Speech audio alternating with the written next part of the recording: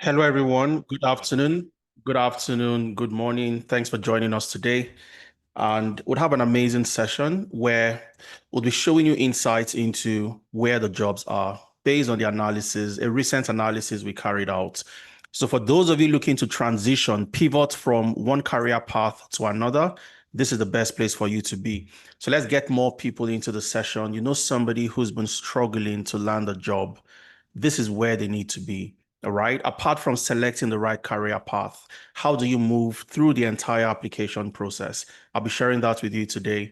We'll have an amazing time. Keep the questions coming. And I'd like to know those that have joined one of any of our 10 analytics free sessions, the tech series, the master classes. If you've joined one before, type in a yes into the chat. So I know those that are returning and those that are new into any of our sessions. So just type into the chat if you've been in a session before. Okay, fantastic.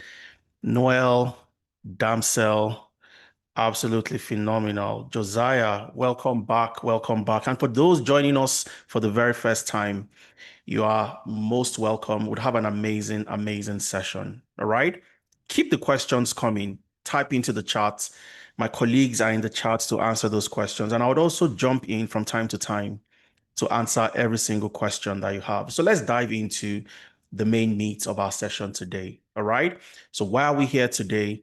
And how do you get a job, selecting the right career path, the most important thing you want to do. And secondly, how do you follow a proven strategy to help you land a job in 2025? All right. So let's get right into it. Now, one of the things we do at Analytics every single time is job analysis, because you don't want to jump into a career path where there's no demand for that job, or it's a career path that is on the decline. So for you to select a career path, you must ensure that you're transitioning into a high in-demand career, because the career path that you choose will determine if you land a job or not. Okay, so I'll be sharing my analysis with you. And for those of you joining us for the first time, once again, you're welcome to this amazing session. For us at 10 Analytics, we are the leading educational technology company focused on helping people land high-paying jobs in different areas across data analytics, data science, data engineering, cybersecurity, agile project management. And I'll share the reason why I have mentioned these couple of career paths, why this specific career path. And over the last four years, going on to 5, we've helped over 2,855 and counting to land jobs across multiple regions from the US to Canada, across Africa, Europe. And we've moved people from care workers to becoming business analysts. Some people in their previous career path, they were teachers. Today, they are data analysts. How did they make that transition? For somebody who holds no prior degree in anything related to tech, how do you make this transition to landing jobs across these amazing career paths? And of course, for me, my name is Adeza Suleiman, and I'm the founder of 10 Analytics. I have over a decade experience, which cuts across management, consulting, and data analytics. Using 10 Analytics as a platform, and I'm also the co-founder of Amdari. We've been able to help close to 3,000 people make that jump from their previous career path into new career path within the tech ecosystem. Also, my first degree was in industrial chemistry, nothing related to tech, nothing related to anything technology. But here I am today, and I'll be sharing my experience with you as well. I've worked as a data science consultant in the UK, in Canada, in the US. I've worked in the UK. I live and currently work in Canada.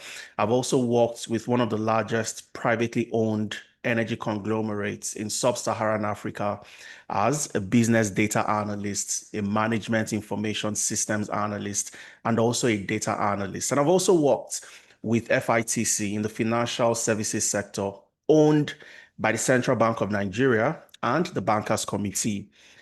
My experience spans across multiple sectors, about 5, to be more specific. And that's the beauty of being in a career path that is heavily skill-based. Okay, so you can transcend industries, transcend sectors, transcend countries, and it doesn't matter where you are.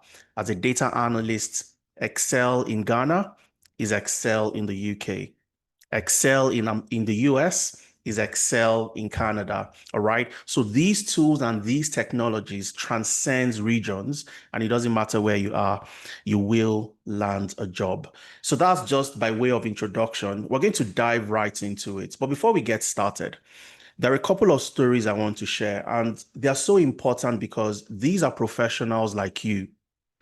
They came into a session like this, a free session, and their objective was to leave the session with the right information to select the right career path and also to land a job. Now, they did that, and today they are in amazing career path. Okay, from joining a session like this to getting amazing jobs in the UK, amazing jobs in the US, in Canada, across Europe, on visa sponsorship, and so on and so forth. And I'm going to start the session today by introducing you to Ikmat. Okay, and I'll be sharing a couple of stories, but I'm going to start with Ikmat. Ikmat was a stay-at-home mom. She moved from being a stay-at-home mom to a data analyst with the NHS. And I'm going to talk about this, you know, for a little while. Ikman was a stay-at-home mom in the UK. She had given birth to her kid. She wanted to take care of her kid. So she stopped working to take care of her kid. She had a 2-year gap in employment. All right, 2-year employment gap. And then she decided that she wanted more. So she moved to the UK and she started a master's in public health. And from the very first class, she realized that it would be difficult for her to land a job because she had started searching for jobs when she, began her master's in the UK. And she realized that to get a job as a public health analyst, anything that had analyst attached to it required some data analytics skills from Excel to SQL to Power BI to Tableau. And here she was in the entire curriculum during her master's in the UK. There was nothing, there was no module that was going to teach her how to use Excel to analyze public health data or how to use Power BI or how to use Tableau. So she wanted more. All right. And by wanting more, Ikmat joined the Tenalytics data analytics program. Okay. Because she was doing a master's in public health, but she realized that this was not going to get her the job, equip her with the skills required to perform on the job, simply because it did not contain what the job requirements, the job vacancies she was seeing. She couldn't find those skills in her master's program. So she joined our data analytics program, and she also wanted to get sponsorship. So how do I get a job in an organization that has a license to sponsor? And how do I also ensure that I can get the skilled worker visa to work in the UK, stay back in the UK after my master's? All right. And that was what Ikma did. From a stay-at-home mom with a 2-year employment gap, moved to the UK for a master's in public health, nothing related to tech, nothing related to technology, no degree, no background, joined the data analytics program. And in January 2024, Ikmat landed a job as an information analyst with the NHS, the Sussex Community NHS Foundation Trust. And a job came with full visa sponsorship.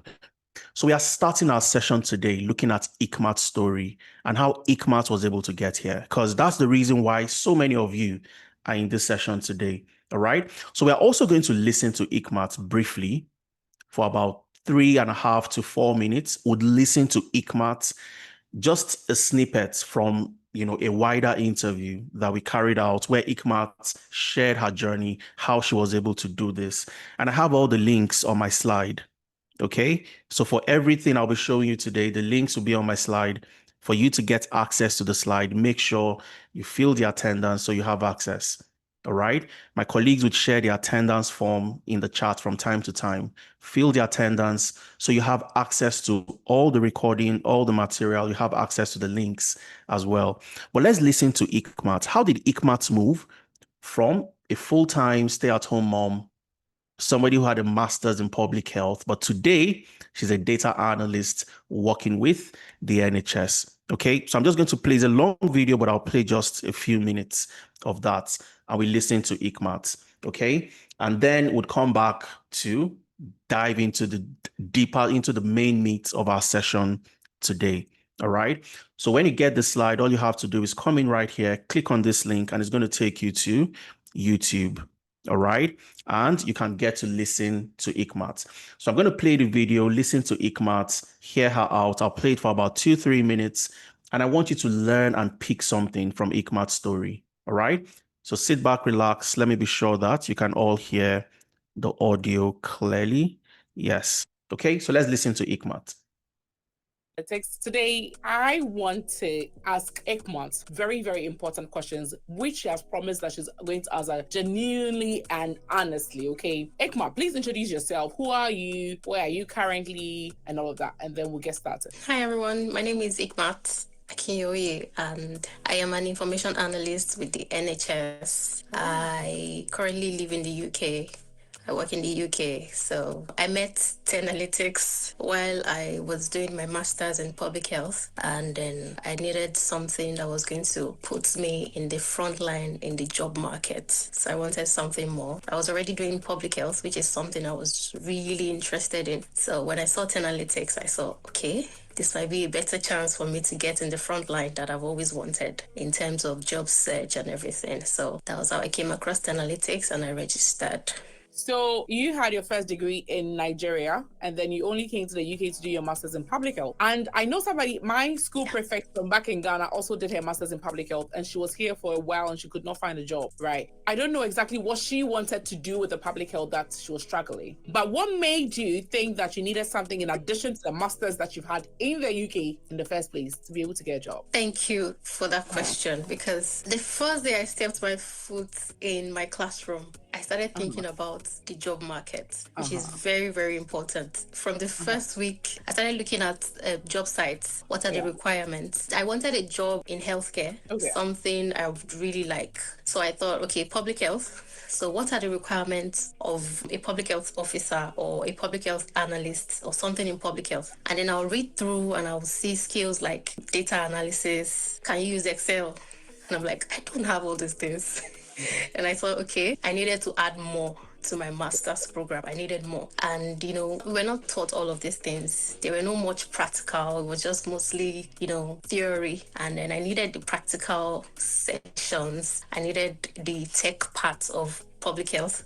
I needed more, the skills I've been reading about and everything. And I thought Analytics, and I said, oh, okay, this is all I need to add to my public health degree. In fact, it is the most important thing, because when you read about job descriptions and everything, those things come in the front line, and I needed it. So that was the reason why I registered with Analytics. Yeah, some people will be wondering why, but Okay, so that's a bit of Ikmat's. All right, it's a full video. I'm not going to bore you with the entire video. Ikmat realized when she started her master's that I'm not learning the skills to compete for the best jobs available. I want to be competitive. I want to land a job. I want to stay back in the UK, and I want to work in the UK as well. So how do I get there? Okay, so you heard Ikmat. She realized that, and you have to be very practical when trying to land a job. What do employers want? And the best way to check what employers want is simply to check the job requirements. When you see a job post, a job vacancy, a job description, check what the employers want you to have. If you are currently not learning those skills, or you don't have those skills, you'd find it very difficult to compete. Now, what makes Ikmat's story even more exciting is the fact that she did not need to complete the entire program before she landed a job. The NHS at that time were recruiting for an information analyst, which is a fancy way of saying a data analyst. And Ikmat, they wanted somebody who knew Excel. Okay, so Ikmat at that time had just learned Excel. She had completed her Excel classes, and we had encouraged her to go ahead and apply. Don't wait until you complete. Apply, because they want somebody with Excel, and you already have Excel. She applied to the job. We prepared her for our interviews. We helped her during the negotiation process and everything. And today, Ikmat is an information analyst with the NHS. And I want you to hear from Ikmat in 30 seconds. You'd hear from her how she was able to get this job based on what the NHS were requesting for at that time, which was just Excel. Okay, so I'm going to play that for about, maybe 1 minute, and then we get back into our session. So listen to Ikmat again. Yes, I joined the free one. Okay. I joined one of the free master classes. Okay. And I thoroughly enjoyed it. Okay. And, one of the things I was looking for was I going to understand when the classes begin? Is it something that was going to keep my interest? Because I lose interest easily. And if you're not interested in anything, when it starts getting difficult, you may not be able to keep up, or you may not want to continue. So when I saw everything in the masterclass, it was something that I could relate with, something I really liked and I enjoyed. And that was why I signed up. Wow. And then, what specific program did you choose to do? Data analysis. Data analysis. And how was the whole program like? Oh, it was wonderful. The moderators were really nice. At first, I felt intimidated because I met people in my class that were already into data analysis. They were already working in data analysis. And then when they ask questions, I'm like, what are these people saying? I don't even understand. I thought I was not going to be able to keep up because I was a fresher. I had no background in data analysis whatsoever. And then, but the moderators, the way they help each and every one of us was really wonderful. You were not going to feel like you are being left behind in class, even when some other people understood what was happening. And, I felt I was able to ask questions. I felt confident to ask because the moderators were really nice. They took their time to take care of each and every one of us. So the classes were wonderful. And I'll tell you for a fact that after my Excel classes, because we had Excel, SQL, visualization in Tableau, and after my Excel classes, that was when I landed my first job. I had not even started the other bits of the classes. So that's how great it was for me. Wow. How long was the whole... Okay, so I'm just going to stop there, and I'm sure you listened to Ikmat. And for so many people that we see today, we are impressed with their profile. Oh, if you look at Ikmat's profile, if I go on LinkedIn, for example, and I show you Ikmat's profile, everybody would be impressed. Oh, Ikmat, you're doing an amazing job. How did you get this job? Okay, so let's check out Ikmat's profile very quickly. And this is Ikmat Akinyoye, an absolutely phenomenal professional. And you'd see she's currently an information analyst with the Sussex Community NHS Trust. She got that job, started the job in January last year, okay, after completing her data analytics program.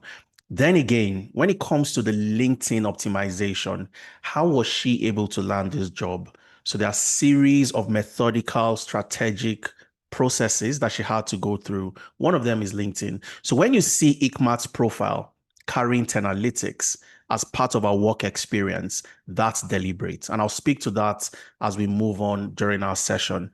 All right. And we easily get impressed by people like this. But how did she get started? She joined a free session.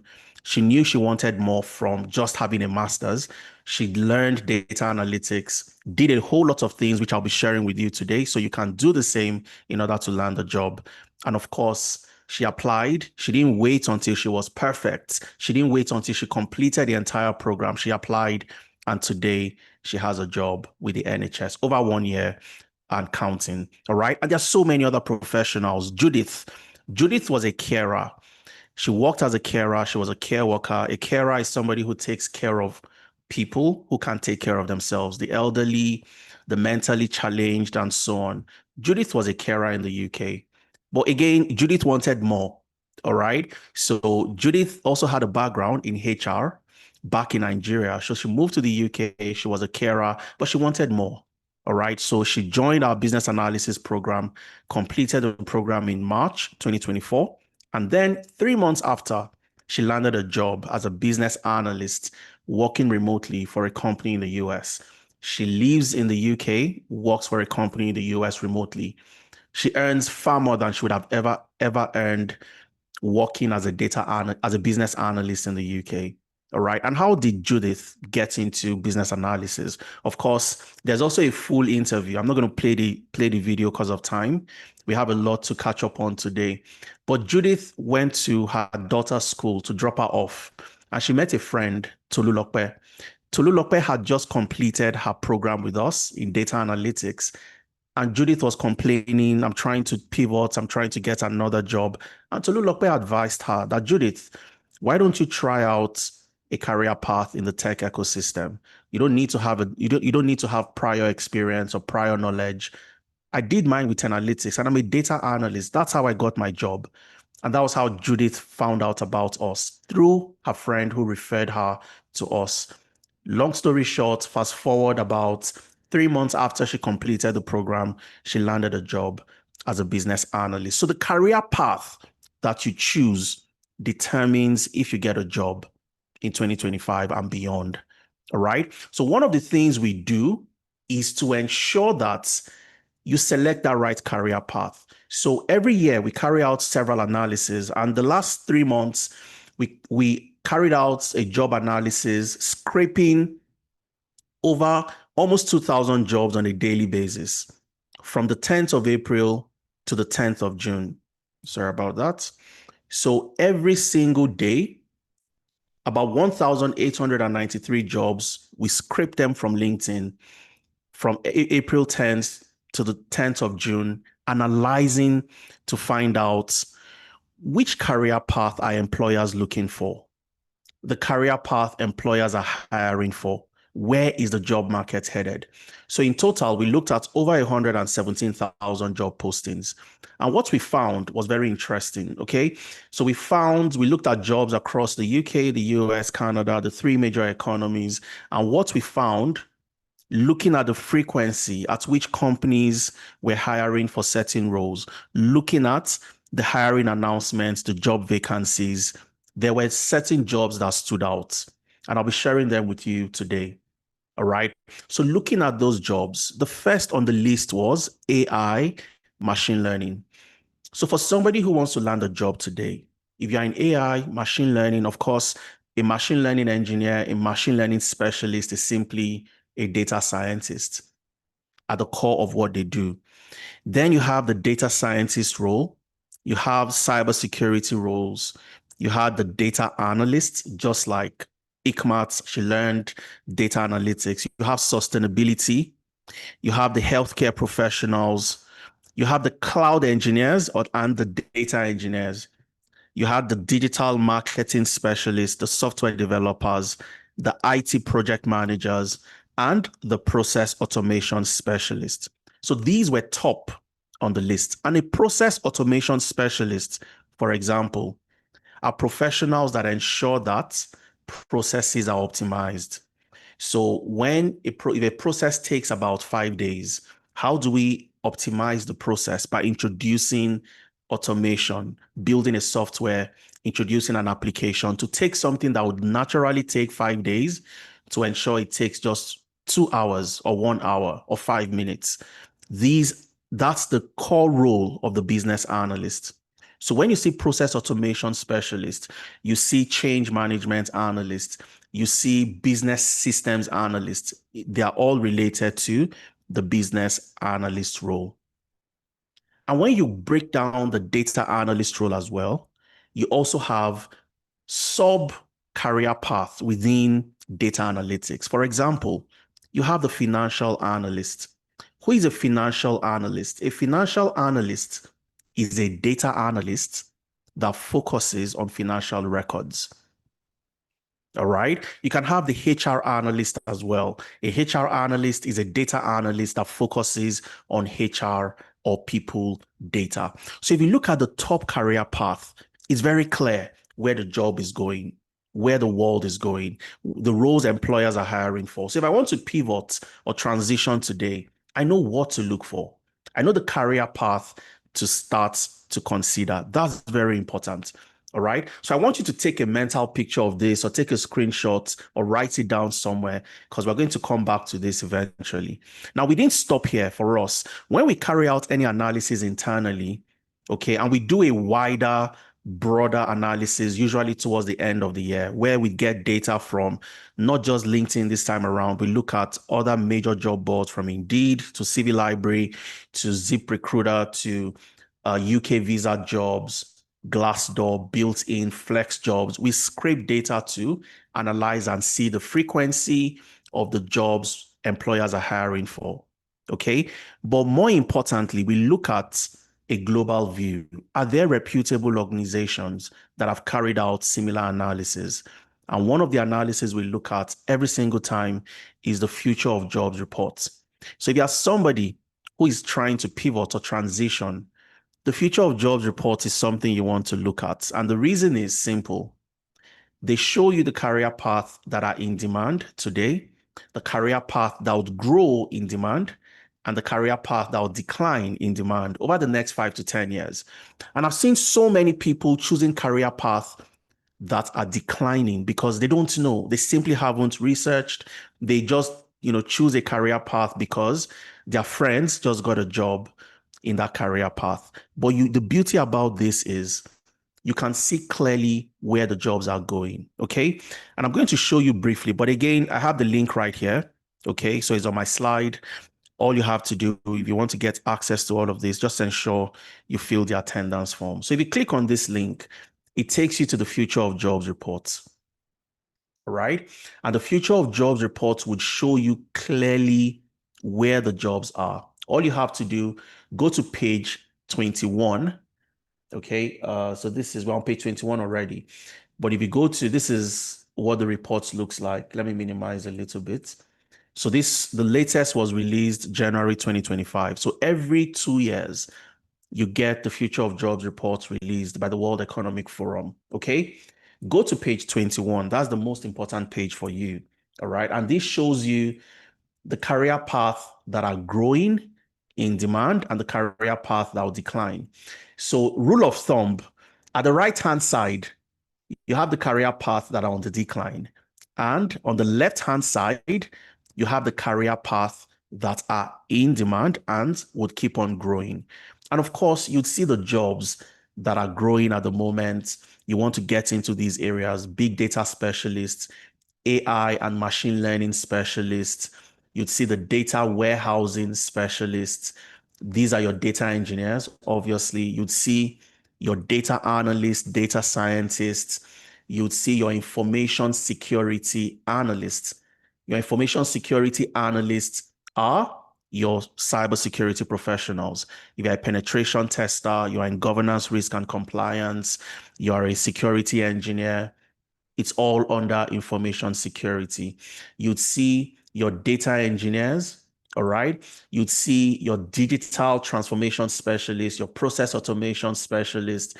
And if you scroll a little bit down, you'd see other fantastic roles, all right? You'd see your project managers, not your conventional project managers this time around, but your agile, your IT project managers, because that's where the jobs are going, all right? And you'd see these jobs that are on the climb. They are in demand today. And in the next 5 to 10 years, this is where you want to be.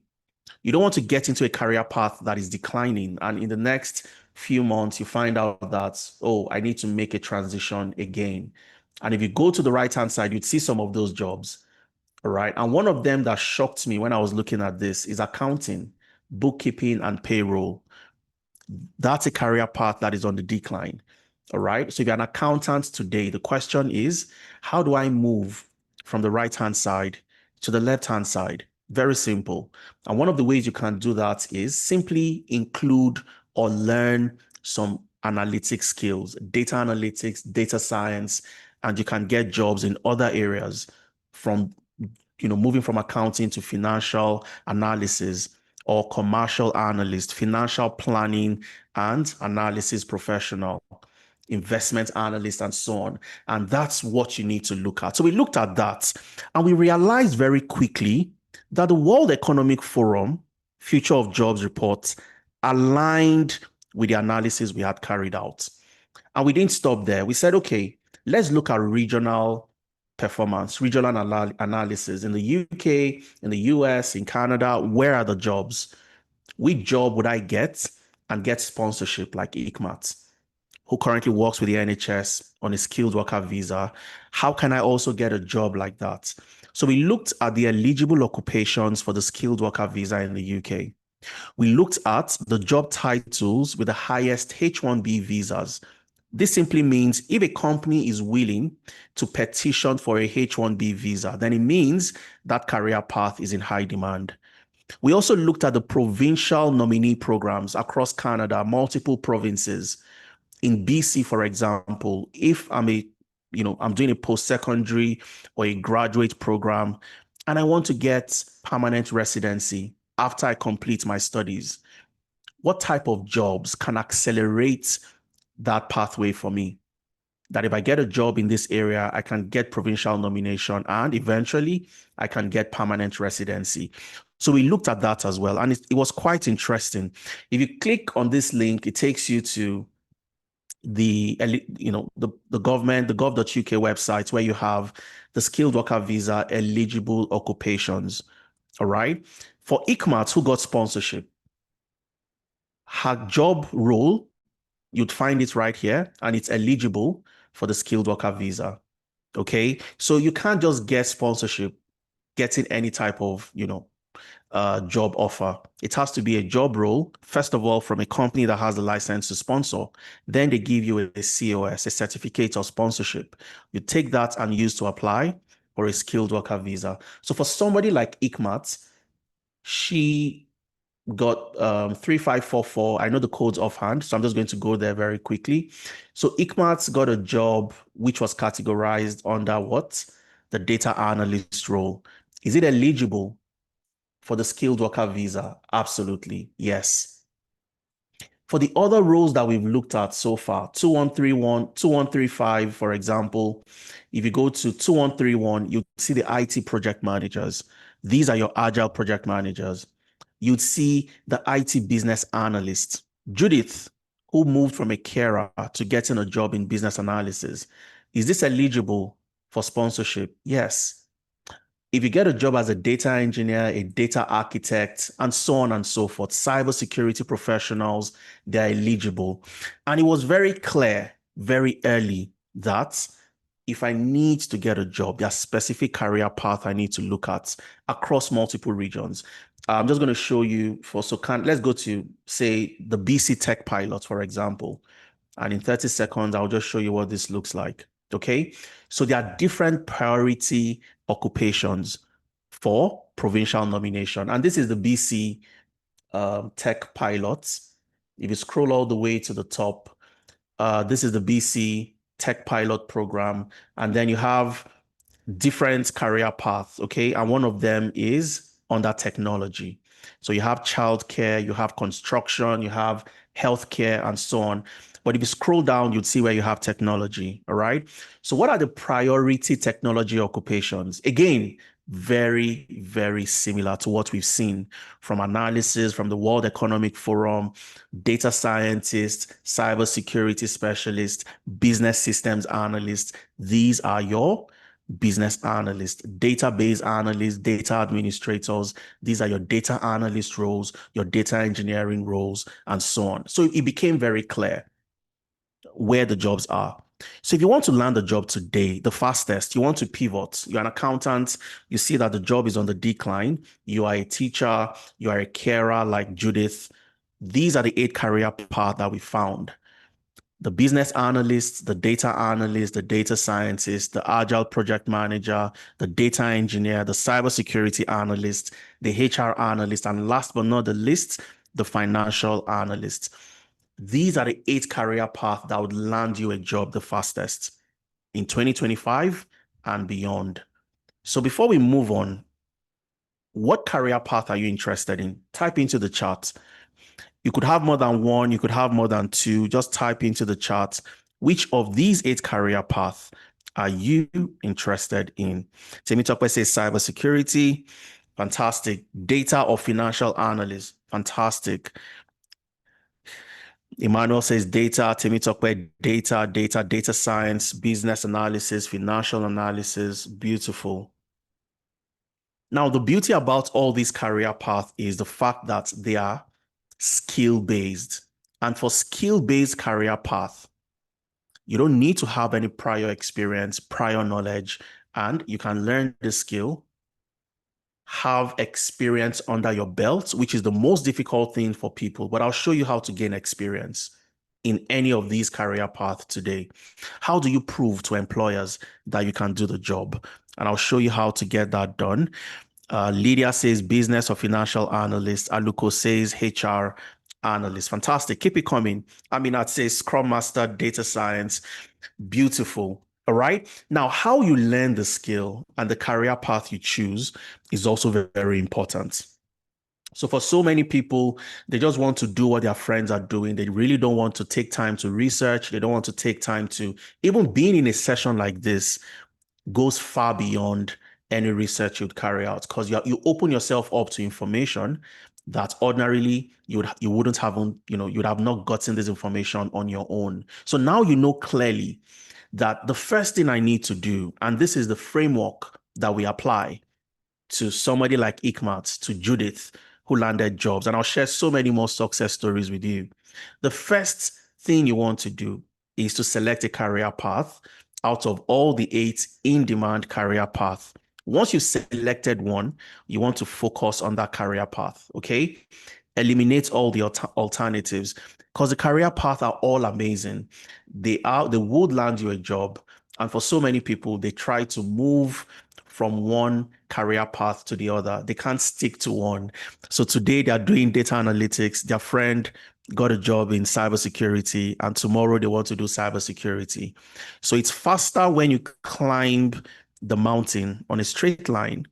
So I want to be a data analyst, and by the time I get here, I'm a data analyst. It's far easier than you start out from data analyst. Then along the line, you get here, you move to cyber, then you move to something else. This will take longer for you to complete the journey. So sticking to one career path is the best. So you select and then you learn. How you learn is also very, very important. When I was transitioning about 12 years ago, I did all the things so many of you have done, the mistakes people still make today, which is I tried to learn on my own. So I went on YouTube, I went on Udemy, I went on Coursera, all the, platforms you'd ever think of. But one thing I found out was I kept on giving up, stopping, I'll stop, restart, and I never completed one program on any self-paced platform. So when you are transitioning, imagine for somebody like Judith, who was a carer, who has nothing to do with business analysis, how do you learn on your own to get a job as a business analyst? That's so difficult. Sometimes I'm watching videos, I see what they've done, I try to do it on my own, but then I find it difficult to complete, and then I give up because there is nobody to ask questions. All right. Or you send a comment on a YouTube video. It takes the next 2 weeks, the next 3 weeks to get a response. So learning in a self-paced environment is very frustrating, especially when it is 100% self-paced. So for anybody who is trying to transition, you want to learn any of these skills, you don't want to do it in a self-paced environment. All right. What you want is self-paced plus instructor-led, a blended learning approach, instructor-led classes. So you can have maybe 50% self-paced, 50% instructor-led. And what that means is you can join a live class where you have somebody like me teaching you how to solve problems, use Excel. If you listen to Ikmat carefully, she said something that was profound. The trainers, the teachers were very patient people that were willing to listen, willing to help you, willing to support you. So it doesn't matter if you're a beginner or you're somebody who has some level of experience, you would be carried along. So I'm going to show you what a typical class looks like: self-paced and also instructor-led. This is called the blended learning approach, where you're not just learning and figuring things out on your own, self-paced. You have somebody, an instructor who has worked in the industry, has the experience, has gone through the fire, and is ensuring you don't make the same mistakes that they made. All right. And that's the beauty of instructor-led classes combined with the opportunity for you to learn on your own at your convenience, any day, anytime, anywhere, and so on, which is a self-paced. So I'll show you what the class looks like typically and how you can be a part of a blended learning approach when trying to transition. All right. So this is a typical self-paced class. So for anybody who's been a part of Analytics, or you register, for example, you'd come to the website, you have access to your dashboard. So when you click on the dashboard, it takes you to your dashboard where you'd see all the amazing things you want to do. You want to book an interview prep, you can do that. But you'd see one of the classes you've registered, okay? So say you've registered for data analytics, you'd see data analytics right there. If you've registered for the full stack data science, HR analytics, you'd see all the programs based on the program you've registered for.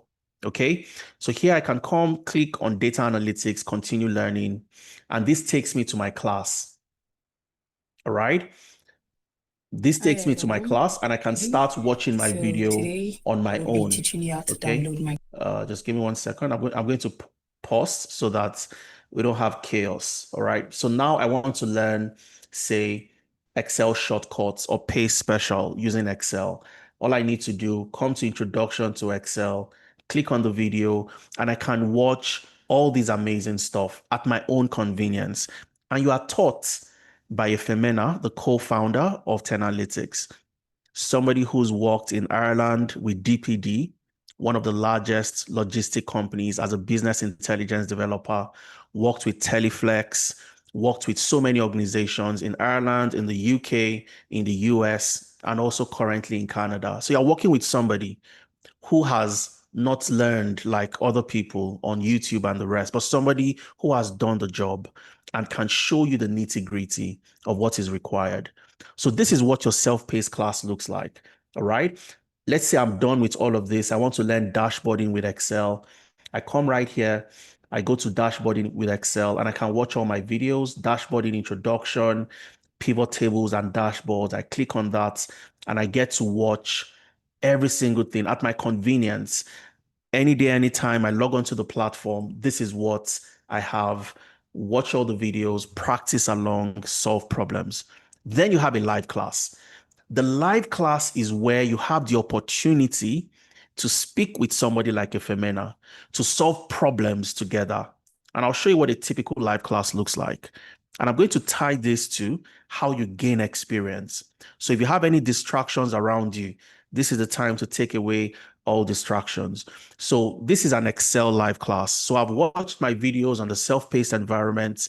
Now on a Saturday, I have a live session with a trainer who would walk me through projects, solve problems together. I can stop and say, I'm doing this. Can I share my screen? Can you give me feedback on what I'm doing? And so on. So every single live class comes with a case study. All right. The case study are projects from real companies that exist.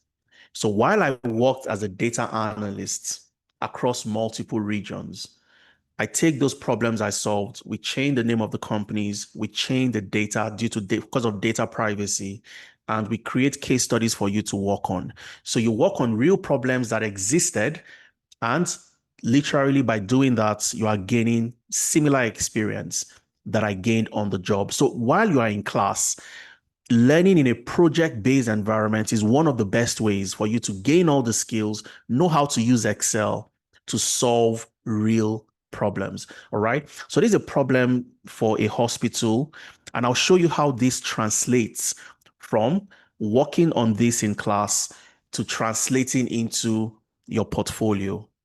Okay, I'll show you how that works. So you work on this problem for the hospital. They currently want to ensure their emergency room and all their operations are streamlined from a data-driven perspective. All right. So you read all the documents on the project, what it's all about, and you join a live session. And every live class is recorded. So at the end of the day, you don't miss anything.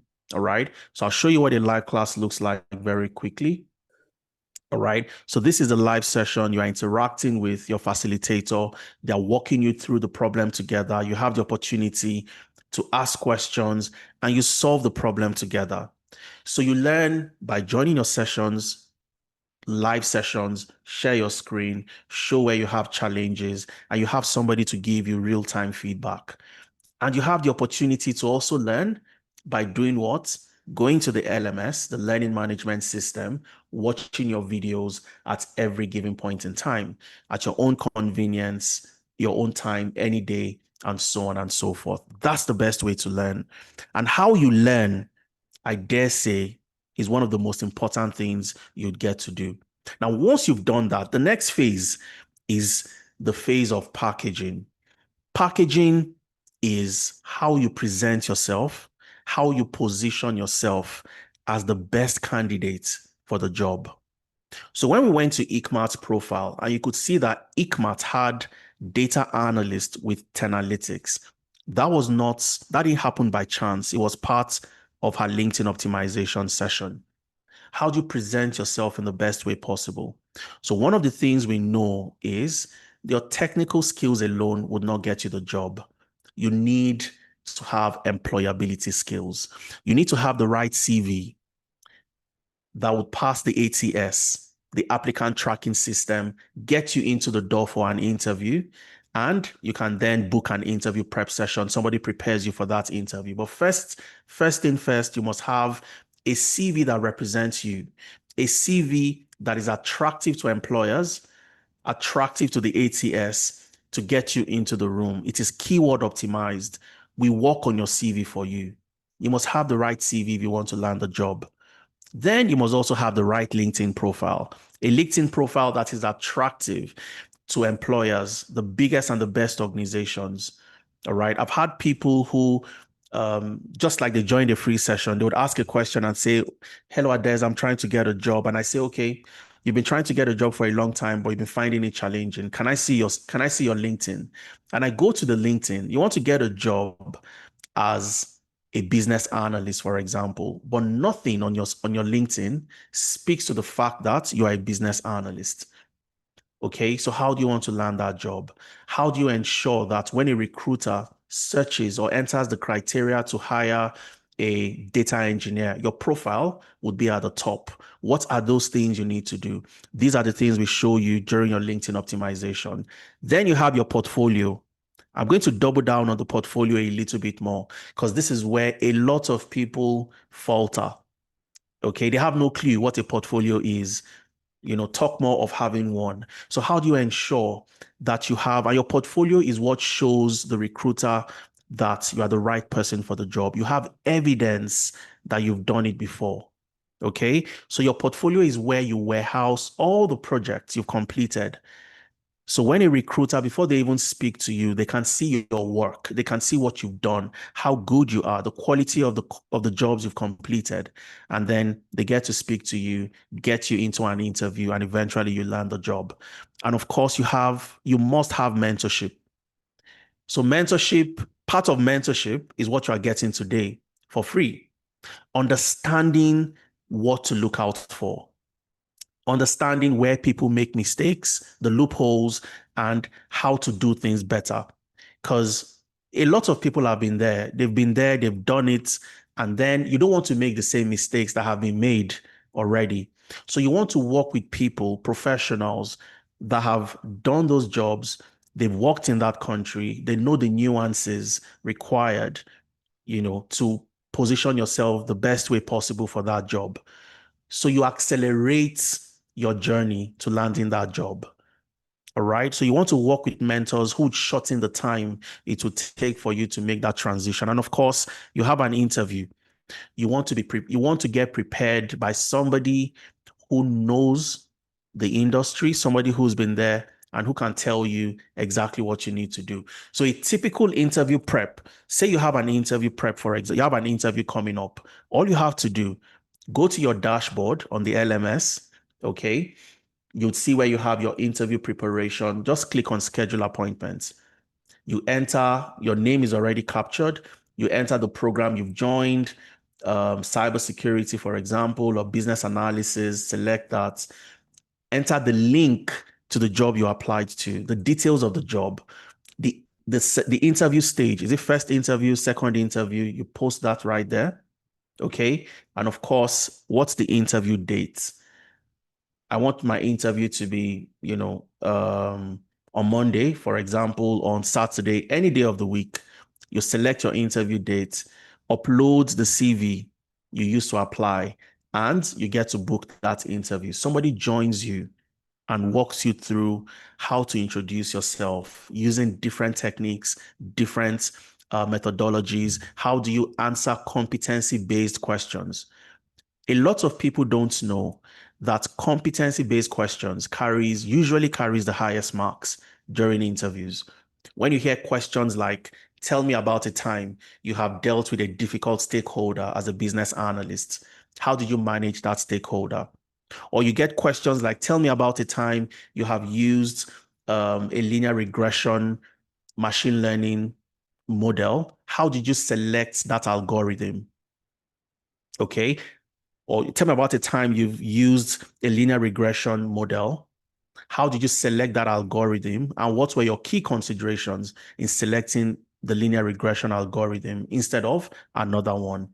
When you get questions like this, you start to realize that you answer those questions by telling a story, not just by answering it directly, using frameworks like the STAR framework, where you talk about the situation, you talk about the task, you talk about the actions you took and the results. And these are things that if you don't know, you get interviews, you mess up and you lose opportunities. And these are the things you get during your interview prep. Okay. For your CV, for example, if you go to your classroom, one of the first things you'd see under your important materials is where upload your CV for revamp. So the moment you upload your CV, we work on that CV for you. We send it back to you. You have an industry standard CV. All right. You have sessions on your LinkedIn optimization. This was one that was done just on last week, Thursday. Okay. Where you have a Femena walking you through how to optimize your LinkedIn profile. It's a practical live session. If you don't have a LinkedIn profile, we show you how to create one. If you have one already, would help you optimize your LinkedIn profile. Okay. And of course, you have numerous mentorship sessions, how to search for jobs, interview simulation, building resilience and stress management during the job search process. For so many people, when they get, unfortunately, emails that says they're not moving over to the next, stage, they crumble and they feel like they've done something wrong. So you need sessions like this, people that have done this. The best of us, if I probably applied for a job today, I might get one or two, unfortunately. It happens to the best of us. But you need to know that rather than feeling that you are the problem, identifying the main reason. Was it my CV? Was it a particular way I answered a question during the interview? And one of the ways we get you to get that feedback, if it's a virtual interview, you take your mobile, you record yourself during your interview. Okay, so every single thing you say and all the questions, you send it back to us. We review, we know the mistakes you made, and then we guide you on what to do going forward. All right. And of course, you have your job references where we provide you with references. If you don't have an organization to vouch for you, so look at somebody like Judith, who was a carer. Now she's a business analyst. Before she got that job, the company wanted an organization that could vouch for Judith's skill. Where have you used Jira as a business analyst? Where have you used Confluence, Trello, and so on and so forth, Draw.io? Where have you used these tools as a business analyst? She couldn't have used that while she was working as a carer, right? So you need an organization that can vouch for the skills that you have. And that's part of what we provide. And that's why you see somebody like Ikmat. If I go back to Ikmat's profile, one of the things you'd see, like I mentioned earlier, is data analyst with 10 analytics so that she can get a reference from us. So when you join us, you don't join us as a student or as a trainee. You join as a consultant or a contractor. So you have the opportunity to position yourself as somebody who is on the job, and you are more attractive to recruiters. And when you get that job, eventually you find something a bit difficult for you to do, you always come back to us. We have on-the-job support. We work with you for 1 month, and that gets you a solid footing on the job. Now, you could be the best data analyst. You could be the best financial analyst. You could build a model in your sleep, a financial model in your sleep. You could carry out evaluation during your sleep. However, if you don't have the right CV, the right LinkedIn, you don't know how to answer questions during interviews, you would struggle to land a job. So you can't depend only on the technical skill, which is one of the biggest mistakes people make. You must also have the employability skill. We call it the T plus E equation equals the job. The technical skills plus employability skills would land you the job. All right. So once you've gained your technical skills, you've gone through the packaging aspect from your CV to your LinkedIn and all of that, then you start to apply. Okay. Knowing how to tailor your CV to job applications. You don't use one CV and apply to multiple jobs. That's a recipe for failure. All right. Also knowing that volume is important when applying to jobs. However, not just any type of volume, but quality volume. So how do I churn in top-notch quality applications? By tailoring my CV to every job I apply to. And at the same time, I'm doing volume of about, say, 10 quality applications per day. And the reason why it's important for you to know this is when applying to the job itself is a job on its own. And you need to know your numbers and the number it takes for you to land a job. On the average, about 267 quality applications lands you a job offer.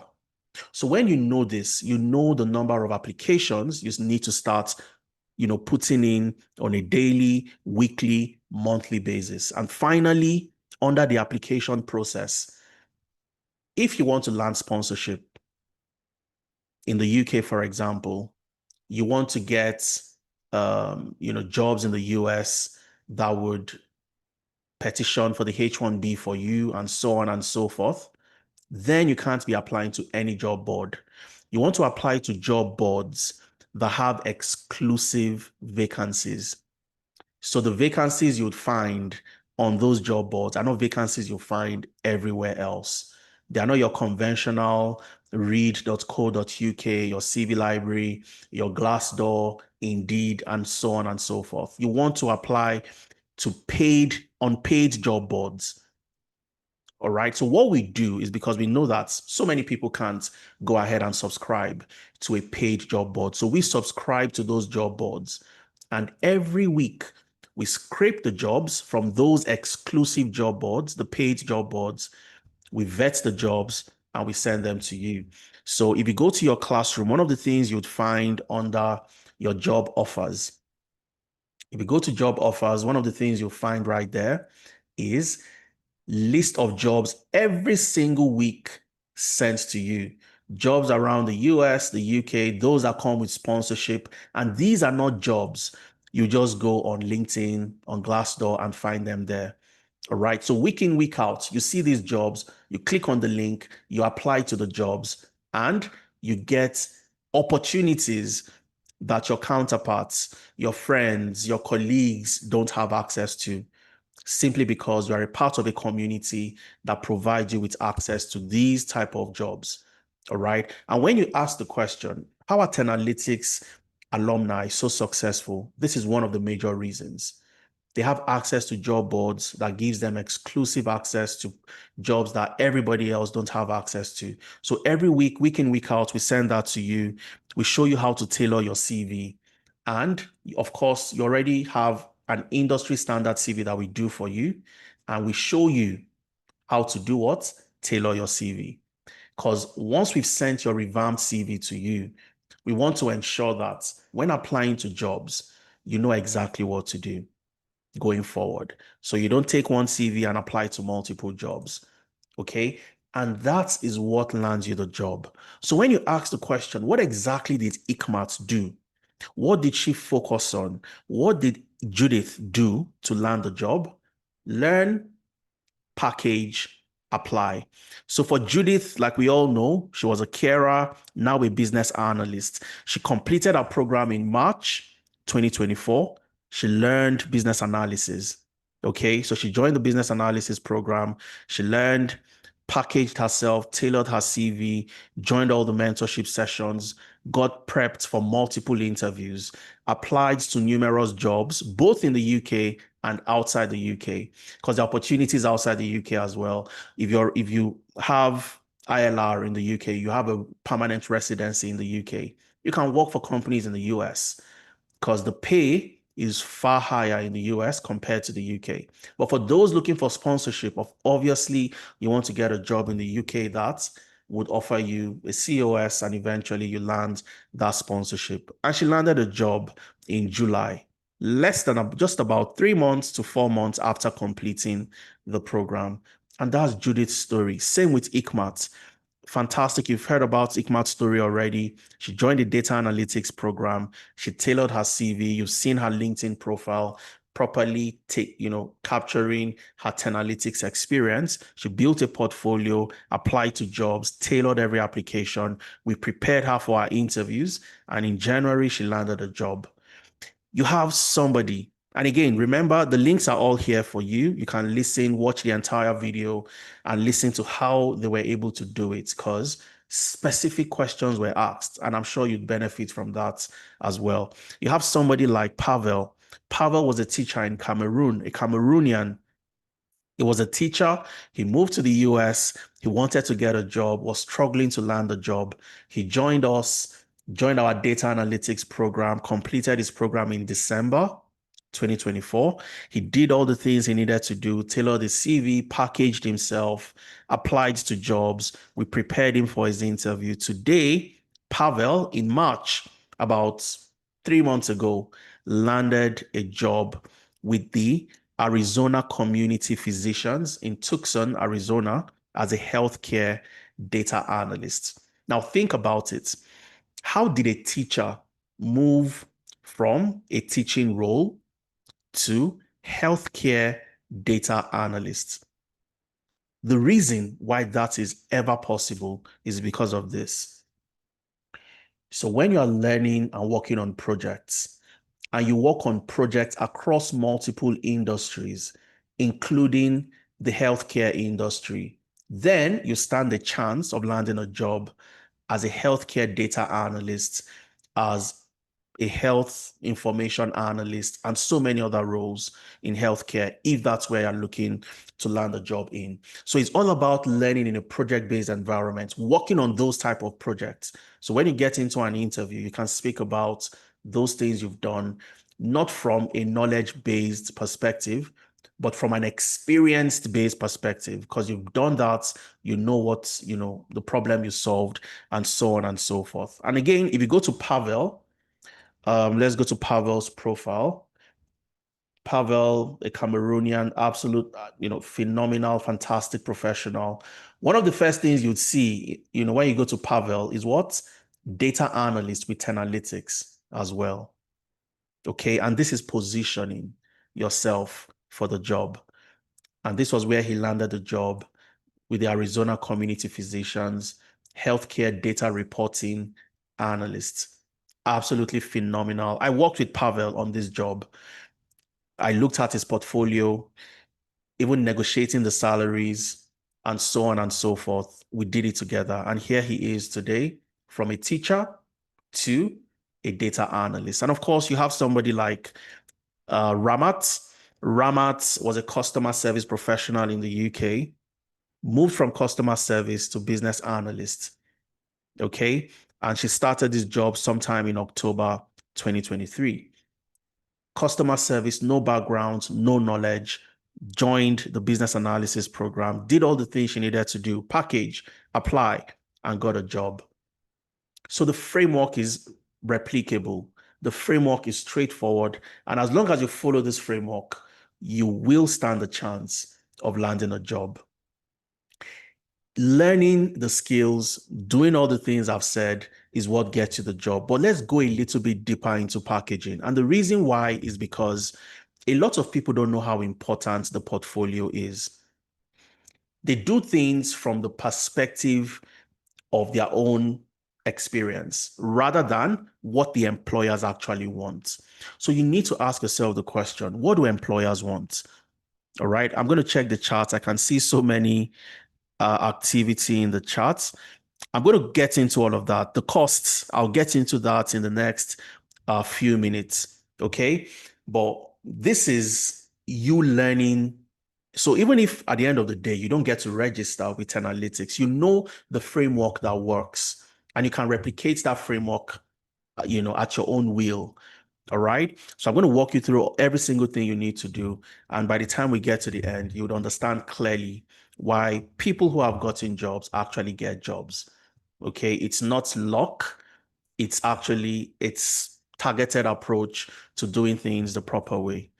Now, looking at things from the employer's perspective would let you realize that employers don't care about the things you care about. Employers care about only one thing, your competence. Okay. And your competence, a lot of us in the past focus on credentials. Oh, I have a degree, I have a master's, I have this certification, that certification, and so on and so forth. And there are so many people like that, even till today. They chase certifications. Employers don't care about certifications. And I want you to remember this. If you have a notepad and a pen, write it down. Competence over credentials. You want to get a job. You want to, land a high-paying job. You want to transition. Competence over credential. And what's your competence? What does it comprise of? Two things, your skills and your experience. So employers would want to know that you have the skills to do the job. That's a given. That's something you bring to the job. They want you to have the skills. So if it's a financial analyst role, can you use Excel? Can you use Power BI? Can you use SQL? Can you build financial models, base case, best case, worst case? Can you carry out sensitivity and scenario analysis? Those are the skills they want from you. But then how do you show that you have experience to do the job? Because you must show them you have experience. And there's a way I like to classify this. And let me ask this question very quickly. Let's assume you want to buy a couch. Okay, you want to buy a couch for your living room and you're considering two people. One of them is Carpenter A. Carpenter A has a certification in his store that shows that he has gone to carpentry school. He has a certification. He was the best in carpentry school. And then you have a Carpenter B who has a showroom. And in that showroom, you can see the different couches. You can touch, feel, see the material, feel the quality, and so on. Which of these two carpenters would you consider to get you your couch or to construct your couch? Carpenter A or B? Just type A or B in the chat. I'd like to know your thoughts. A or B? B, B, B. Violet says B. Khalifa says B. Fantastic. Everybody says B. Interesting. Nobody said A.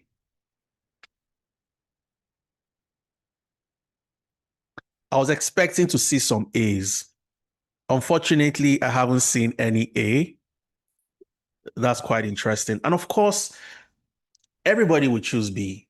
And the reason is simple. The reason is because you can see evidence of what this person has done. Evidence. I can see the quality. I know how the finishing would look like. I can see the colors and choose what I want. Unfortunately, most of us position ourselves as Carpenter A. We are so proud of that certificate that we have, but nobody cares about your certificate. Okay? Every employer wants to see that thing you'd be doing for me. Have you done it before? You say you can use Excel. Where have you used Excel before? All right. So experience is absolutely crucial. And the way you gain experience and showcase your experience is through your portfolio. And Hope was in that particular situation. Hope was a carpenter A. Hope was she was your poster, your poster girl for I have all the certifications. And because of that, I'm better than you. I can get that job. You will not get the job because you don't have certifications. But guess what? Hope had project management certifications, Scrum Master certifications. She moved to Canada and she couldn't land a job. She couldn't show that her certifications can translate to doing the job because those are two different things. Your certification is a measure of how well you can retain information and provide that information in an examination environment. All right. Experience is talking about the things you've done, how you did it, the problems you solved, and the rationale behind the solutions you provided, the actions you took to provide those solutions. So there are two different things entirely. Hope had all the certifications possible. She couldn't land a job in Canada. She joined the Agile Project Management Program in September 2024. And by December, 3 months after, she landed a job as a project analyst with Visman in Waterloo, Ontario. Now, one thing you would learn from Hope's story, phenomenal professional, fantastic professional. One thing you would learn from her is certification does not get you the job. No matter how many certifications you have, you would struggle to get the job if you don't have evidence. So what we did for Hope was very simple. We changed the entire narrative for her. She built a portfolio. She could showcase and speak to her panelists during interviews, not from the point of theory this time around, but from the point of practical aspects to the job. This was how I did this. This was a project, I completed. This was how I utilized Jira to track project deliverables. This was how I dealt with a difficult stakeholder while working on this project. This was a project I worked on where we built an AI-driven job portal, and so on and so forth. She could speak to projects she had completed, and that was what landed Hope the job. Okay, Hope shared her story here. I think I'll play it so that you just get to listen to Hope. It's a very short video, and you get to listen to how she was able to do this, and you understand that it's always competence over credentials. Okay, so I'm going to click on the link. Again, remember, you'd have access to all of these. If you want to watch, listen to Hope, make sure you fill the attendance. Very important. Fill the attendance form so you have access to this. So let's listen to Hope. If you click on this link, it takes you to Hope's video. All right. So I'm going to play Hope's video very fast, straight to the point. Let's listen to what Hope has to say. Hello, my name is Hope Atogi. I am an alumni of Analytics. I joined the 2024 September cohort class for Agile Project Management. Prior to joining this cohort, I had a certificate in project management, and I had written the PMP, and I'd also written the Scrum Master certification, which I passed both, but I still needed to land a project management role in Canada. Prior to when I moved to Canada, I had an experience with managing projects and handling agile projects in Nigeria. But moving to Canada, I hadn't gathered enough experience in the project space, so I needed to break into that space. Analytics was recommended to me, and I tried it. I had a focus of what I wanted, and they helped me achieve that. I joined the class. It was very interactive. It was very educative. I increased what I knew prior to joining the class, and I learned new things as well. I would definitely recommend Analytics to anyone who is looking to break into a new field or change career path. I think Analytics is where you should be. You should register with them. They would help you with your post-registration, ongoing classes, getting a job, interview processes and all that. While on the project, in the class, I applied a couple of jobs, and Analytics helped me with my interview preparation, giving me tips, organizing mock interview sessions as well, and it helped me land my first project management job in Canada, and I'm really grateful for it. Of course, it's a 6-figure job, and I appreciate the fact that they had a great impact in me landing that job. I will recommend Analytics to anyone who is looking to change career path, and they would help you through the process before, during, and even after you land a job. They're willing to help you answer questions, guide you through, help you settle in your new role as well. Thank you very much, Analytics. I really appreciate your help in my career growth, and I hope that anyone who is looking to make an impact in their careers or change career path are looking to work with Analytics, because they're one educational agency I would recommend to anyone. Thank you very much, Analytics. So that's Hope. You can hear the way Hope said, of course, it's a six-figure job. Super excited.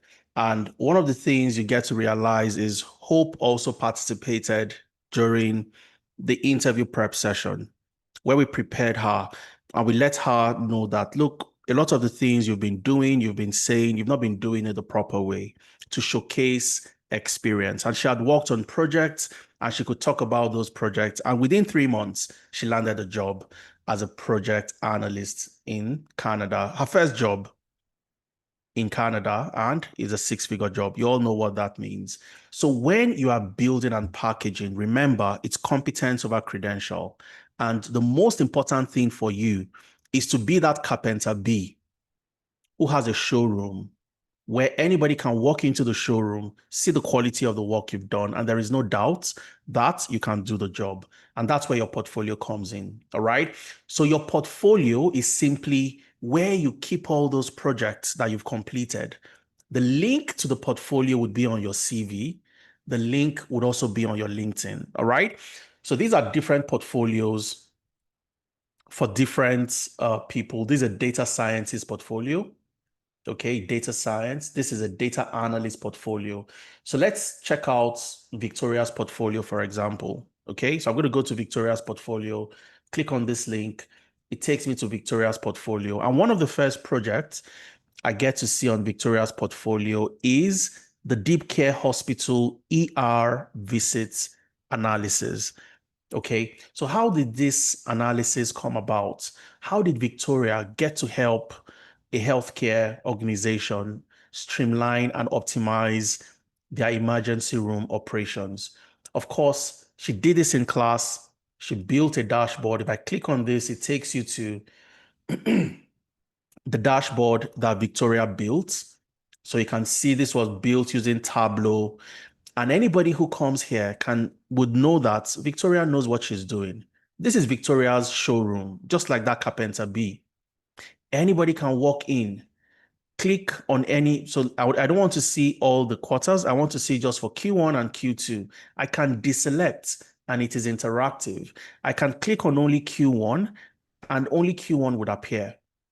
Okay. And if I want to hire somebody that has experience with Tableau, there is no doubt that Victoria can use Tableau. And this is what your portfolio would look like. So this is one of the projects. Okay. You have more projects, airline analysis, logistics projects, express tech food delivery using Tableau, the airline flight analysis using Excel, Nestle product analytics using Power BI, Zenith Electronics using SQL, and so on and so forth. Now, how did she come about this project? Simple. Again, in your classroom, one of the projects you get to work on is healthcare related. So as you complete these type of projects in class, you look at the problem statement, the rationale for the project, the aim of the project, and so on. Okay, you complete the project and then you upload into your portfolio. So the link to this portfolio would be on your CV. And before I even get to speak to you, I can know how good you are by just simply looking at what you've built. All right. And this was what we had to do for Hope, to move her from somebody who only had certifications and couldn't land a job to somebody who had evidence that they can do the job and got opportunities. So this is you crafting a profile that attracts the biggest and the best. Victor, for example, Victor is a data scientist. If you click on that, it takes you to Victor's portfolio. You can see what he's done, all the projects he's completed, AI-powered customer care chatbot, one of the things he built, loan default prediction model, one of the projects, that Victor completed while he was in the program. And if you go to Victor's LinkedIn profile, okay, if you go to Victor Omoboye, all right, you'd also get to see the link to his portfolio right there. Okay, and if you click on this link without even getting to see Victor or meet Victor, and of course you can see he's been a part of Analytics. All right, so if you click on this, it takes you to his portfolio immediately. So without getting to meet Victor, I can check out and see what he's done, and I know that he's good for the job, and so on and so forth.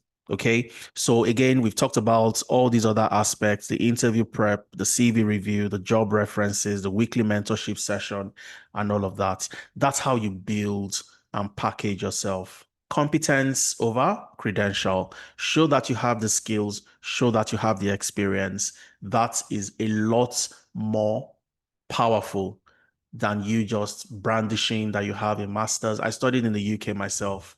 I did a master's in the UK, and I'm not proud of what I learned during my master's. It was theoretical, it was based on coursework, writing theses, and so on and so forth. But it did not equip me with the skills to compete for the type of jobs that I wanted to get, in the UK. So that's something you have to know. And learning the skills, working on projects, gaining the experience is what lands you the job. A typical Tenalytics program is a 6 months learning program. And then you have 2 months internship. Your internship, where you get to work on projects, you solve problems, and you add them to your portfolio, is for 2 months with our sister company, Amdari. Amdari is where you do your internship after completing your 6 months learning. So it's a total of 8 months learning. So this is not your typical become a data analyst in 2 months or 3 weeks or 4 weeks. No, this is an immersive, intensive program that would not just equip you with the skills, but equip you with the work experience that you need to land that job. Amdari operates out of London in the UK and also Alberta in Canada. So when it comes to, do you have experience working in the UK? You can add this to your CV and your LinkedIn. When you see people listing Tenalytics on their LinkedIn and their CV, it's simply because you want to attach yourself to a reputable organization that can vouch for you that you can actually use those skills and you've used them before solving problems for these amazing organizations. Your classes are typically on Saturdays, your live classes. So every other day, you're on the LMS watching your videos, the learning management system, you're watching your videos, practicing on your own, solving problems, and so on. You're in a WhatsApp group for every single cohort. You have a WhatsApp group. So if you have questions while watching, you just drop your questions, somebody responds to you. If there's a need to schedule a session outside classes to help you work on one or two issues, your class facilitator will do that for you. But your live classes are on Saturdays, and it doesn't matter where you are. If you're in the UK, you're in the US, there's a class tailored to your time zone. If you're in the UK, for example, you have 11 a.m. to 2 p.m. every Saturdays. If you're in the UK, you're in Europe, you're in Nigeria, Ghana, similar time zones, 11 a.m. to 2 p.m. UK time. If you're in the US, Canada, North American region, 10 a.m. to 1 p.m. Mountain Standard Time. So if you're in Alberta, that's 10 a.m. Alberta time. If you're in Ontario, that's 12 noon Ontario time. If you're in the East Coast in the US, that's also 12 noon in the East Coast. Okay, so you have a class. And for those in the UK, what this means for you is if you're not available in the morning from 11 a.m. to 2 p.m., you can join this class for those in the US and Canada, which will be roughly 6 p.m. to 9 p.m. your time in the evening. So you have that flexibility based on your schedule, your routine. If you're not available in the morning, you can join the class for those in the evening, or vice versa. And that makes it flexible for you to be in any of the classes. All right.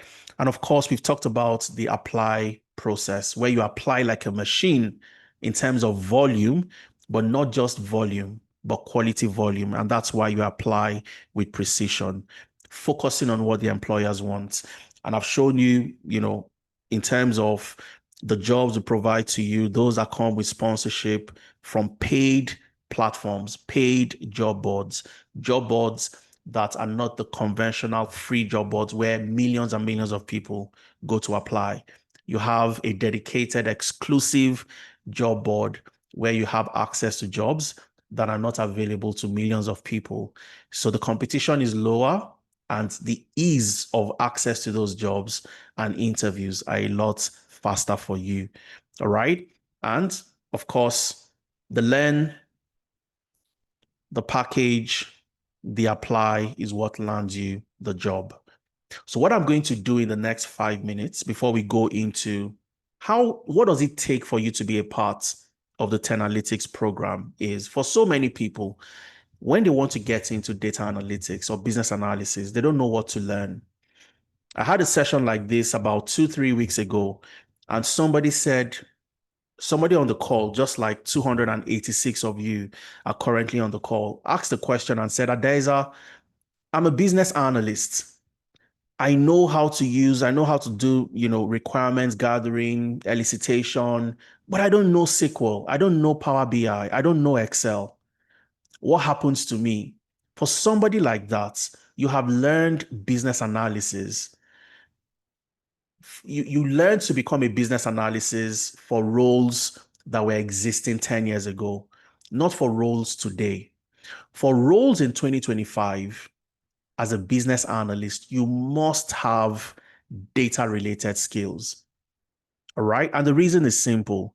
That's because that's not what you do on a day-to-day. Your day-to-day activity would not center around analyzing data. However, organizations require the business analyst of today that are comfortable around data. If they need to extract data from a data warehouse, they know how to use SQL to extract that data. They can build dashboards using Power BI and so on and so forth. So knowing the skills is absolutely important. So I'm going to walk you through this very quickly. But remember, to land a job, you learn, select a career path. Most of you have done this. You selected one or two. You're not entirely sure, but you know how to learn, right? Self-paced and instructor-led. The two, that gives you a blended approach. You want to be able to learn on your own in self-paced, and you want to have the opportunity to interact with somebody who has done it before and can walk you through, answer your questions, and solve your problems for you. But that's not enough. You must know how to package yourself, speak during interviews, answer interview questions. Tell me about yourself is the most common question you get in an interview. Can I get to meet you? Can you introduce yourself? Tell me about yourself. How do you answer that question? Using a technique called the SEATs approach. And what is SEATs? Skills, S for skills, E for experience, A for achievements, pardon my handwriting, and T for traits or type of person. So when you're introducing yourself, you start with your skills. My name is Adeza Suleiman. I have experience and highly skilled in the use of Tableau, Excel, Power BI, and SQL. I've worked as a data analyst for about a decade. My experience spans across a decade working within the energy sector, working within financial services, and so on and so forth. In terms of achievements, while I was working in the energy sector, one of the things I did was to build the very first data warehouse within that organization, creating a single source of truth, improving our reporting time by almost 90%. And what's my traits? My traits must be aligned to the core values of the organization. So if the organization, you research into the organization and their core values are around professionalism, teamwork, and so on and so forth. You talk about that. One of my core value is around punctuality, because I believe if you focus on the little things, the bigger things would address themselves. I like to take the lead in solving problems, and I also like to work within a team to ensure that my team members, we get to solve problems together, and so on and so forth. But you must have a constructive way of talking about that. You can't introduce yourself by saying, "Hi, my name is Adeza. I'm from Nigeria, Kogi State in Nigeria. I'm the first son of my family," and so on. I've heard so many people say that. It's a common way of answering questions, but that's the wrong thing to do. So you need to know how to package yourself, say the right things. When an organization wants to identify if you have Canadian work experience, most of the time they are looking to see that you have the culture. Your culture can easily align to theirs. So when it gets into the room, you don't just start by expecting and answering questions. You start with small talk. Okay? Or you're in the UK, for example, you don't want to jump into the interview. Start with small talk. "Oh, hello. It's a bit rainy. How are you enjoying the weather today?" You start with that. Or, "Oh, I was going across LinkedIn yesterday and I saw in one of your posts that you had a team bonding exercise last week. How often do you have team bonding activities?" Start with small talk. Those are the people that will work with you. They'll be your colleagues. So your CV would get you into the room, but likability would get you the job. And these are the things we prepare you for during your interview prep sessions, how to package yourself. And of course, you apply to the job, where to apply, how to apply on platforms that would give you access to the very best. And eventually you land the job. Okay. So to become a business analyst, are you that person who would go about learning other things and excluding the most important? You don't want to be that person. So the very first thing you want to learn as a business analyst is Excel, Power BI, and SQL, your data skills. Then you move into process mapping, project initiation and planning, Agile and Scrum for projects. And of course, your process mapping, you're going to learn how to use draw.io, and you'd learn how to use Lucid Charts for process mapping. For your Agile and projects, you'd learn how to use Jira to track project deliverables. You'd learn how to use Trello to track your team members' activities on projects, and you'd learn how to use Confluence to collaborate while working on projects. You'd learn how to use Azure DevOps to deliver on Agile related projects as well. You'd learn the software development lifecycle, requirement fundamentals, elicitation, stakeholder analysis and engagement, and ChatGPT for business analysis, infusing some level of AI into all the career path you'd get to join. And as a business analyst in the UK, average of about £52,000, 52,500 in Canada, about 74 to 90,000 Canadian dollars, depending on the industry and the sector. Eventually, we've seen people get a whole lot more than that. In the US, about 85 to 100,000 US dollars on the average per annum. And that's what it takes. For the Agile project manager or the Agile project management role, you start with introduction to project management. You learn about the project management skills and communication, foundations of Agile and Scrum.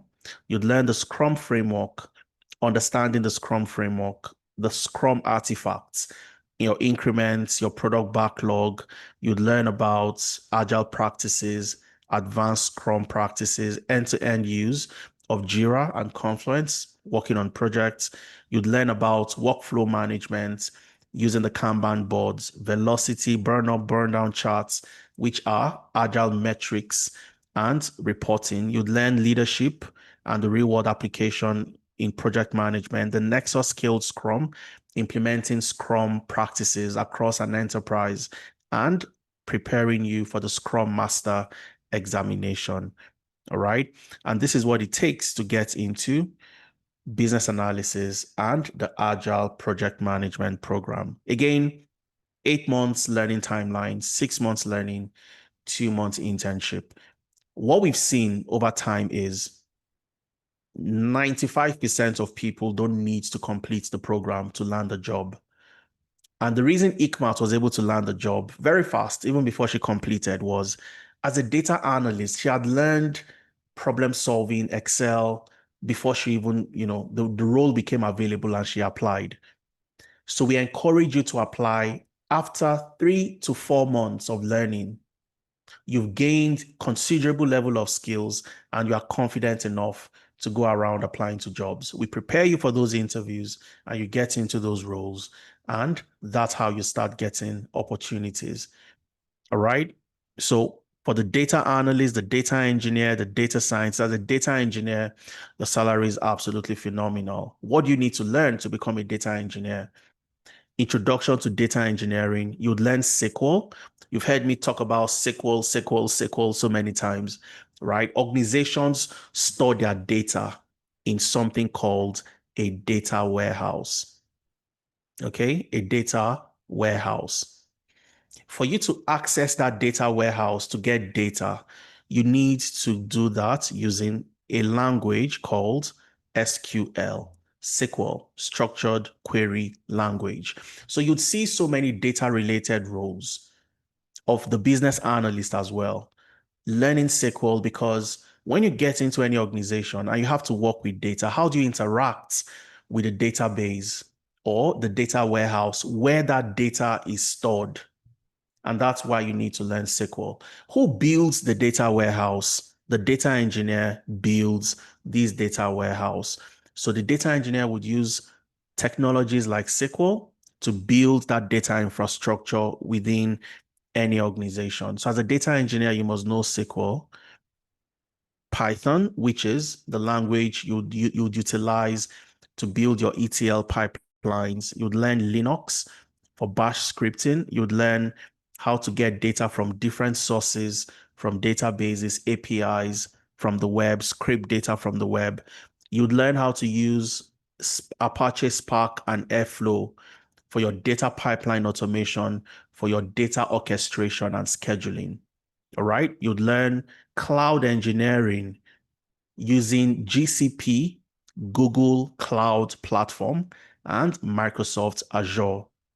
Okay. I'll show you the profile of a gentleman who landed a job with the NHS as well as a data warehouse ETL developer after completing the data engineering program. Okay. You'd learn version control using GitHub and ChatGPT and GitHub Copilot for AI in data engineering. So that's what it takes. And of course, in the UK, you earn close to £66,000 per annum in the UK. Six figures in Canada, $102,000. Six figures in the US, $134,000.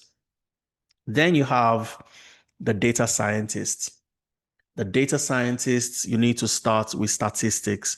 A lot of people make the mistake here. You want to become a data scientist, but you start by learning Python. A lot of people start from here, number 5.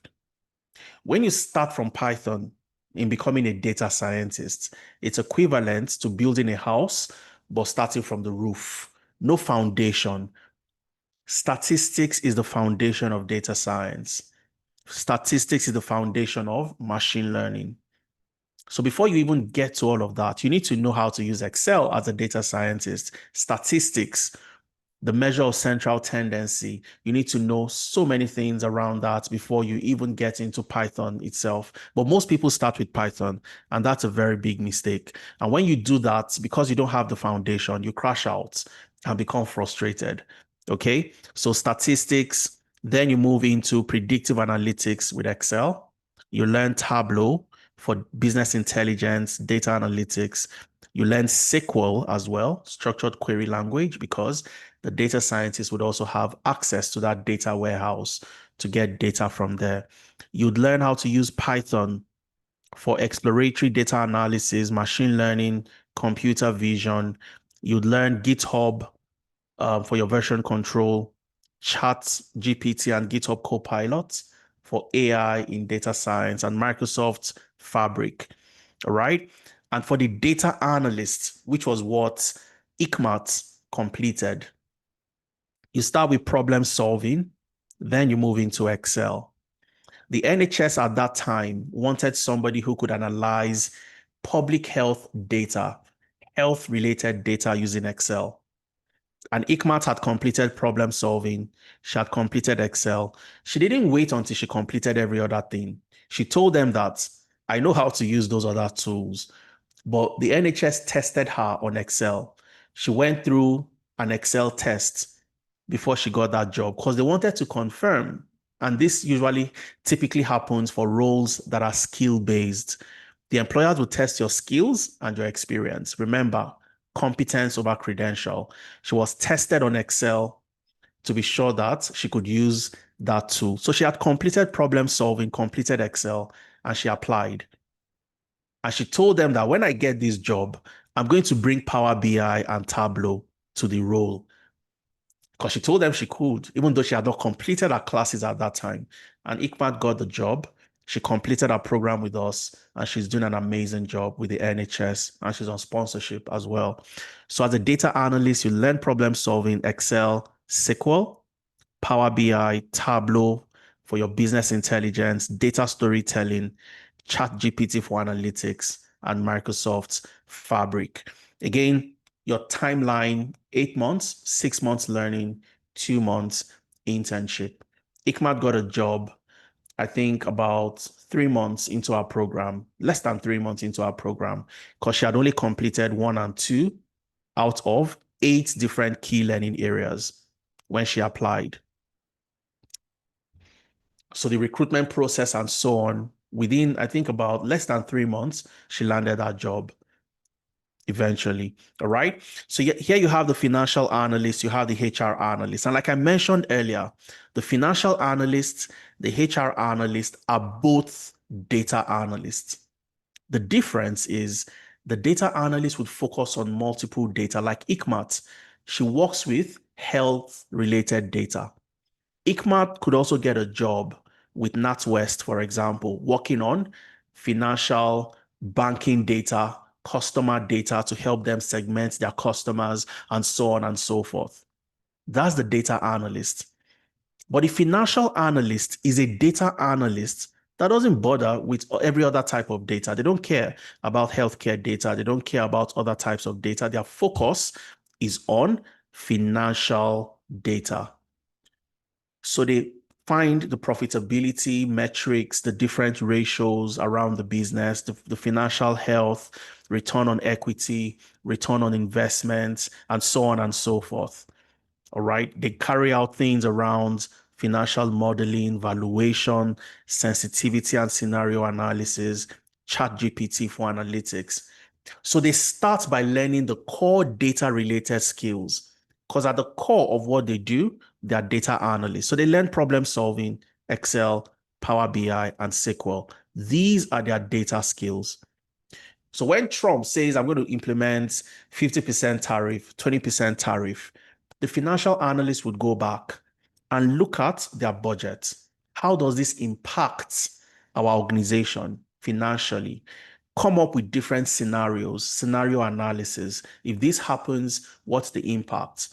Can we still work with the same projections that we had from the beginning of the year? That's the role of the financial analyst. The HR analyst, on the other hand, is also a data analyst, but focuses on people data, HR data. Where are our best employees coming from? Are they coming from our website, recruitment consultants, LinkedIn? Where are they coming from? So they get data from different talent sourcing channels. They analyze the data, looking at productivity vis-a-vis the channel where those people came from. When employers, RBC, for example, Scotiabank, JP Morgan, and Chase has said that employees must come back to the office to work every day from the office. But how did they come about that decision? The role of the HR analyst in that organization is to take productivity levels before employees started working remotely and productivity levels after they started working remotely. What does productivity look like? Are there certain departments that work better from home compared to other departments?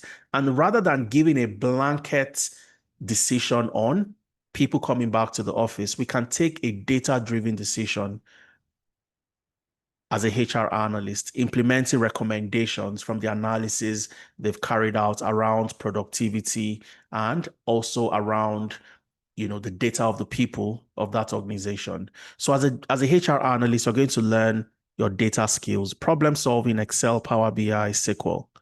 Then you learn the core HR analytics aspects, HR analytics and performance evaluation, metrics and life cycle, analysis and dashboarding, collaboration and report automation, building your case and creating action, and last but not the least, Chat GPT for the HR analysts. Similar timeline, 6 months learning, 2 months internship. And finally, you have cybersecurity. The cybersecurity program cuts across 3 major specializations. All right. You have number 1, the GRC, governance, risk, and compliance. Number 2, you have ethical hacking. Okay, the penetration testers, the pen testers. And number 3, you have the SOC analysts, the security operations center analysts. These are the 3 major specializations after you complete the cybersecurity program. So when getting into your internship, you specialize and work on projects tailored to one of these key areas.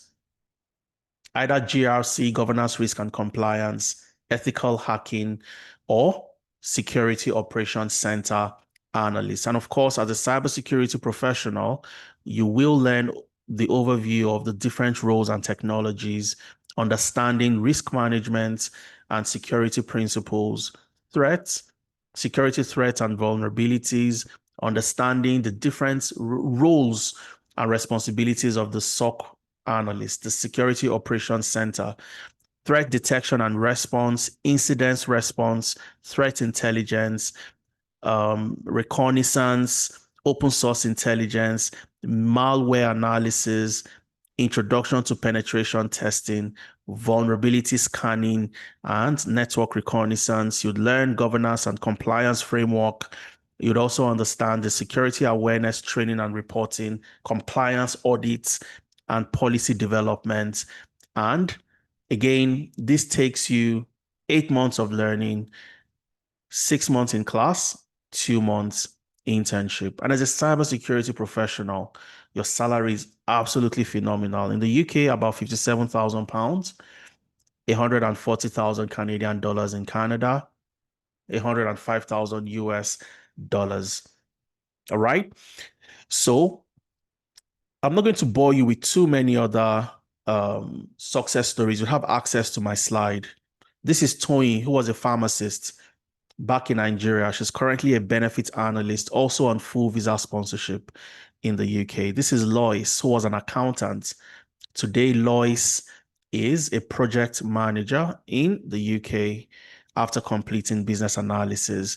You have Oluwadamilare, who is a data analyst, sustainability data analyst in the UK after completing the data analytics program. You have Amaka, who is a HR analyst, HR data analyst with Sask Energy in Saskatchewan, Canada, after completing the HR analytics program. She joined us in July, and by January or February this year, she had landed this job as a HR data analyst. You have somebody like Sonia, who is also a HR analyst, Idris, who is a data engineer.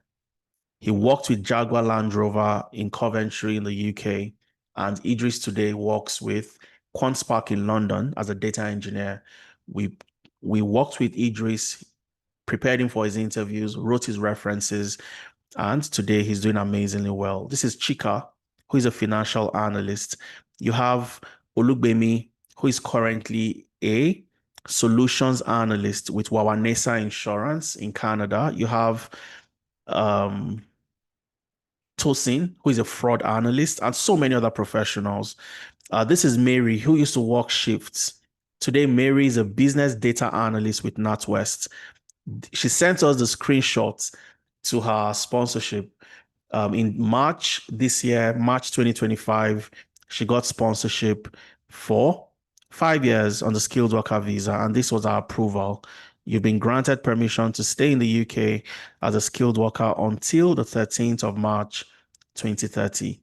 You have Adetayo, who completed cybersecurity landed a job as a cybersecurity analyst, and so many other professionals. Okay. This is Gad.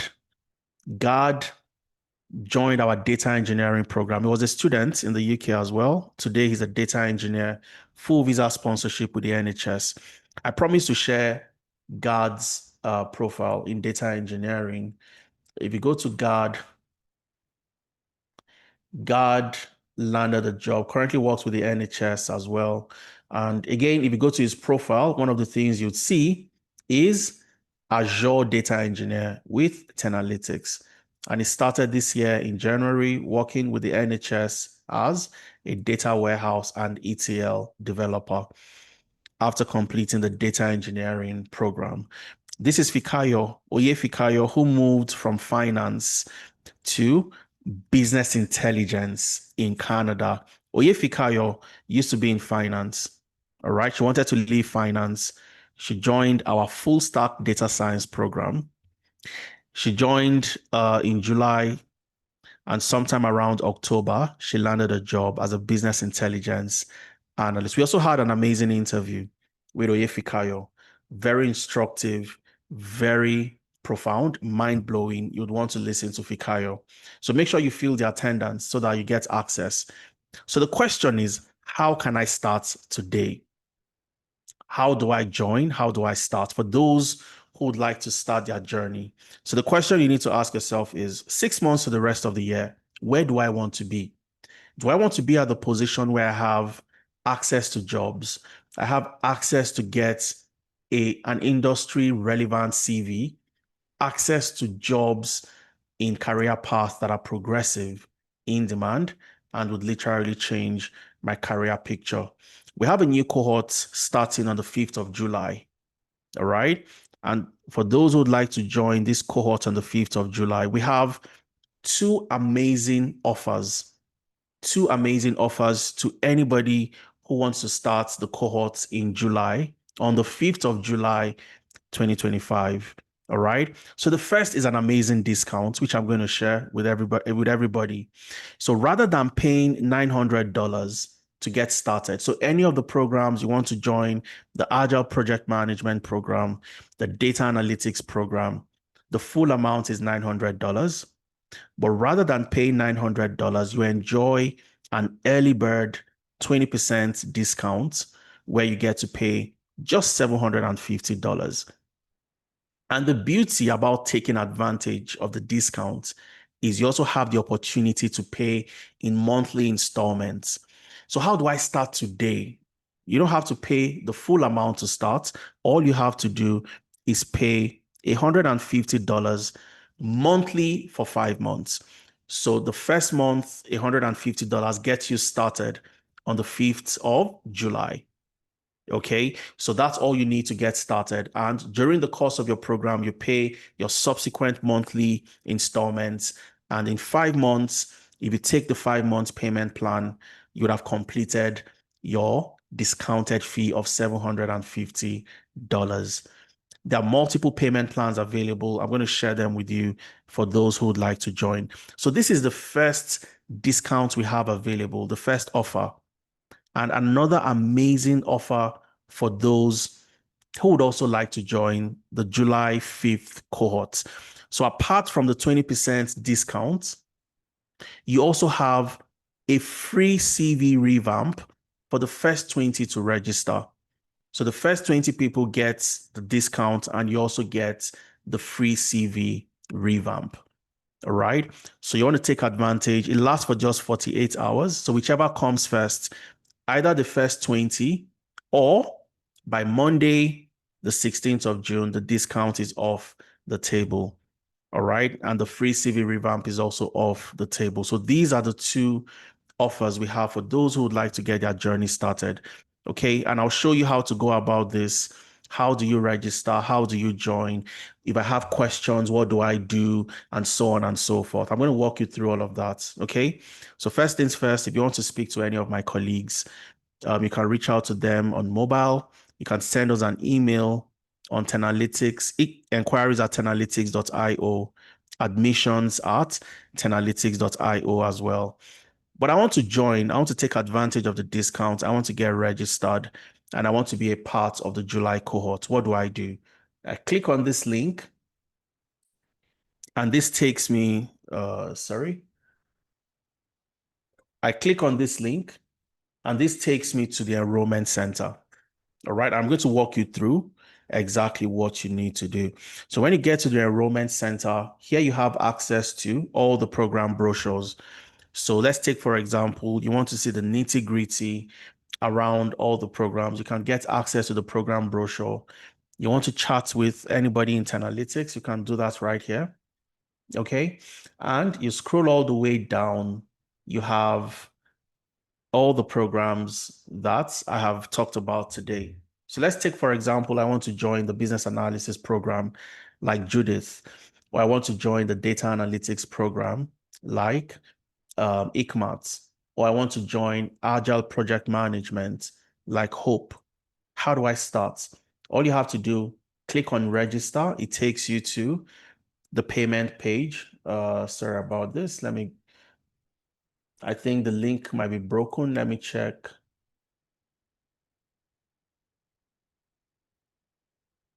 Okay, so sorry about that. I think it's up now. So say I want to register for the Agile Project Management. It brings me to the payment page. All right. And you can make payments in any currency. It doesn't matter where you are. You're in the UK, you're in the US, you're in Canada. You want to pay in euros, in Naira, Ghanaian cedi, South African rand.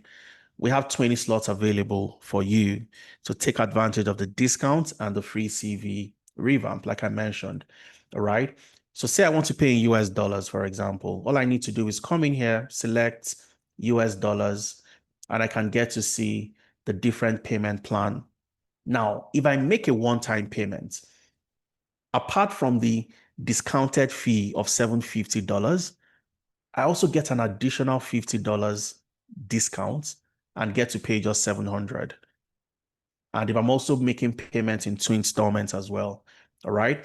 But say I want to do the 5 installments, $150 per month for 5 months, and that gets me the 20% discount of $750. Okay. Now, if I want to pay in pounds, the same thing, I can come in here and simply just type GBP.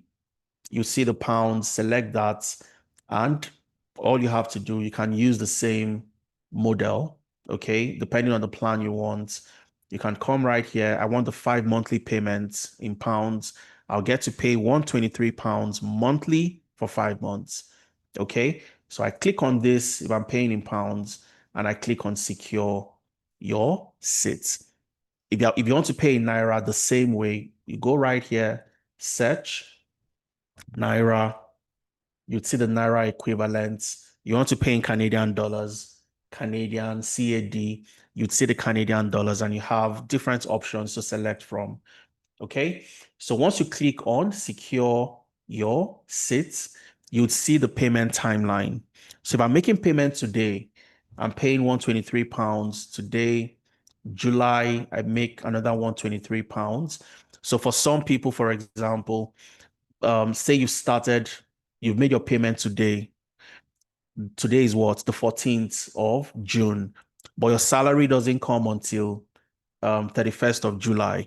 You can get the finance team to restructure this for you. So your first payment comes in today because you want to secure the discount. You secure your discounts, you get access to the program, access to the free CV revamp, and your second payment would come in on the 30th or 31st of July, 31st of August, when you receive salaries, if that's the way you want to structure.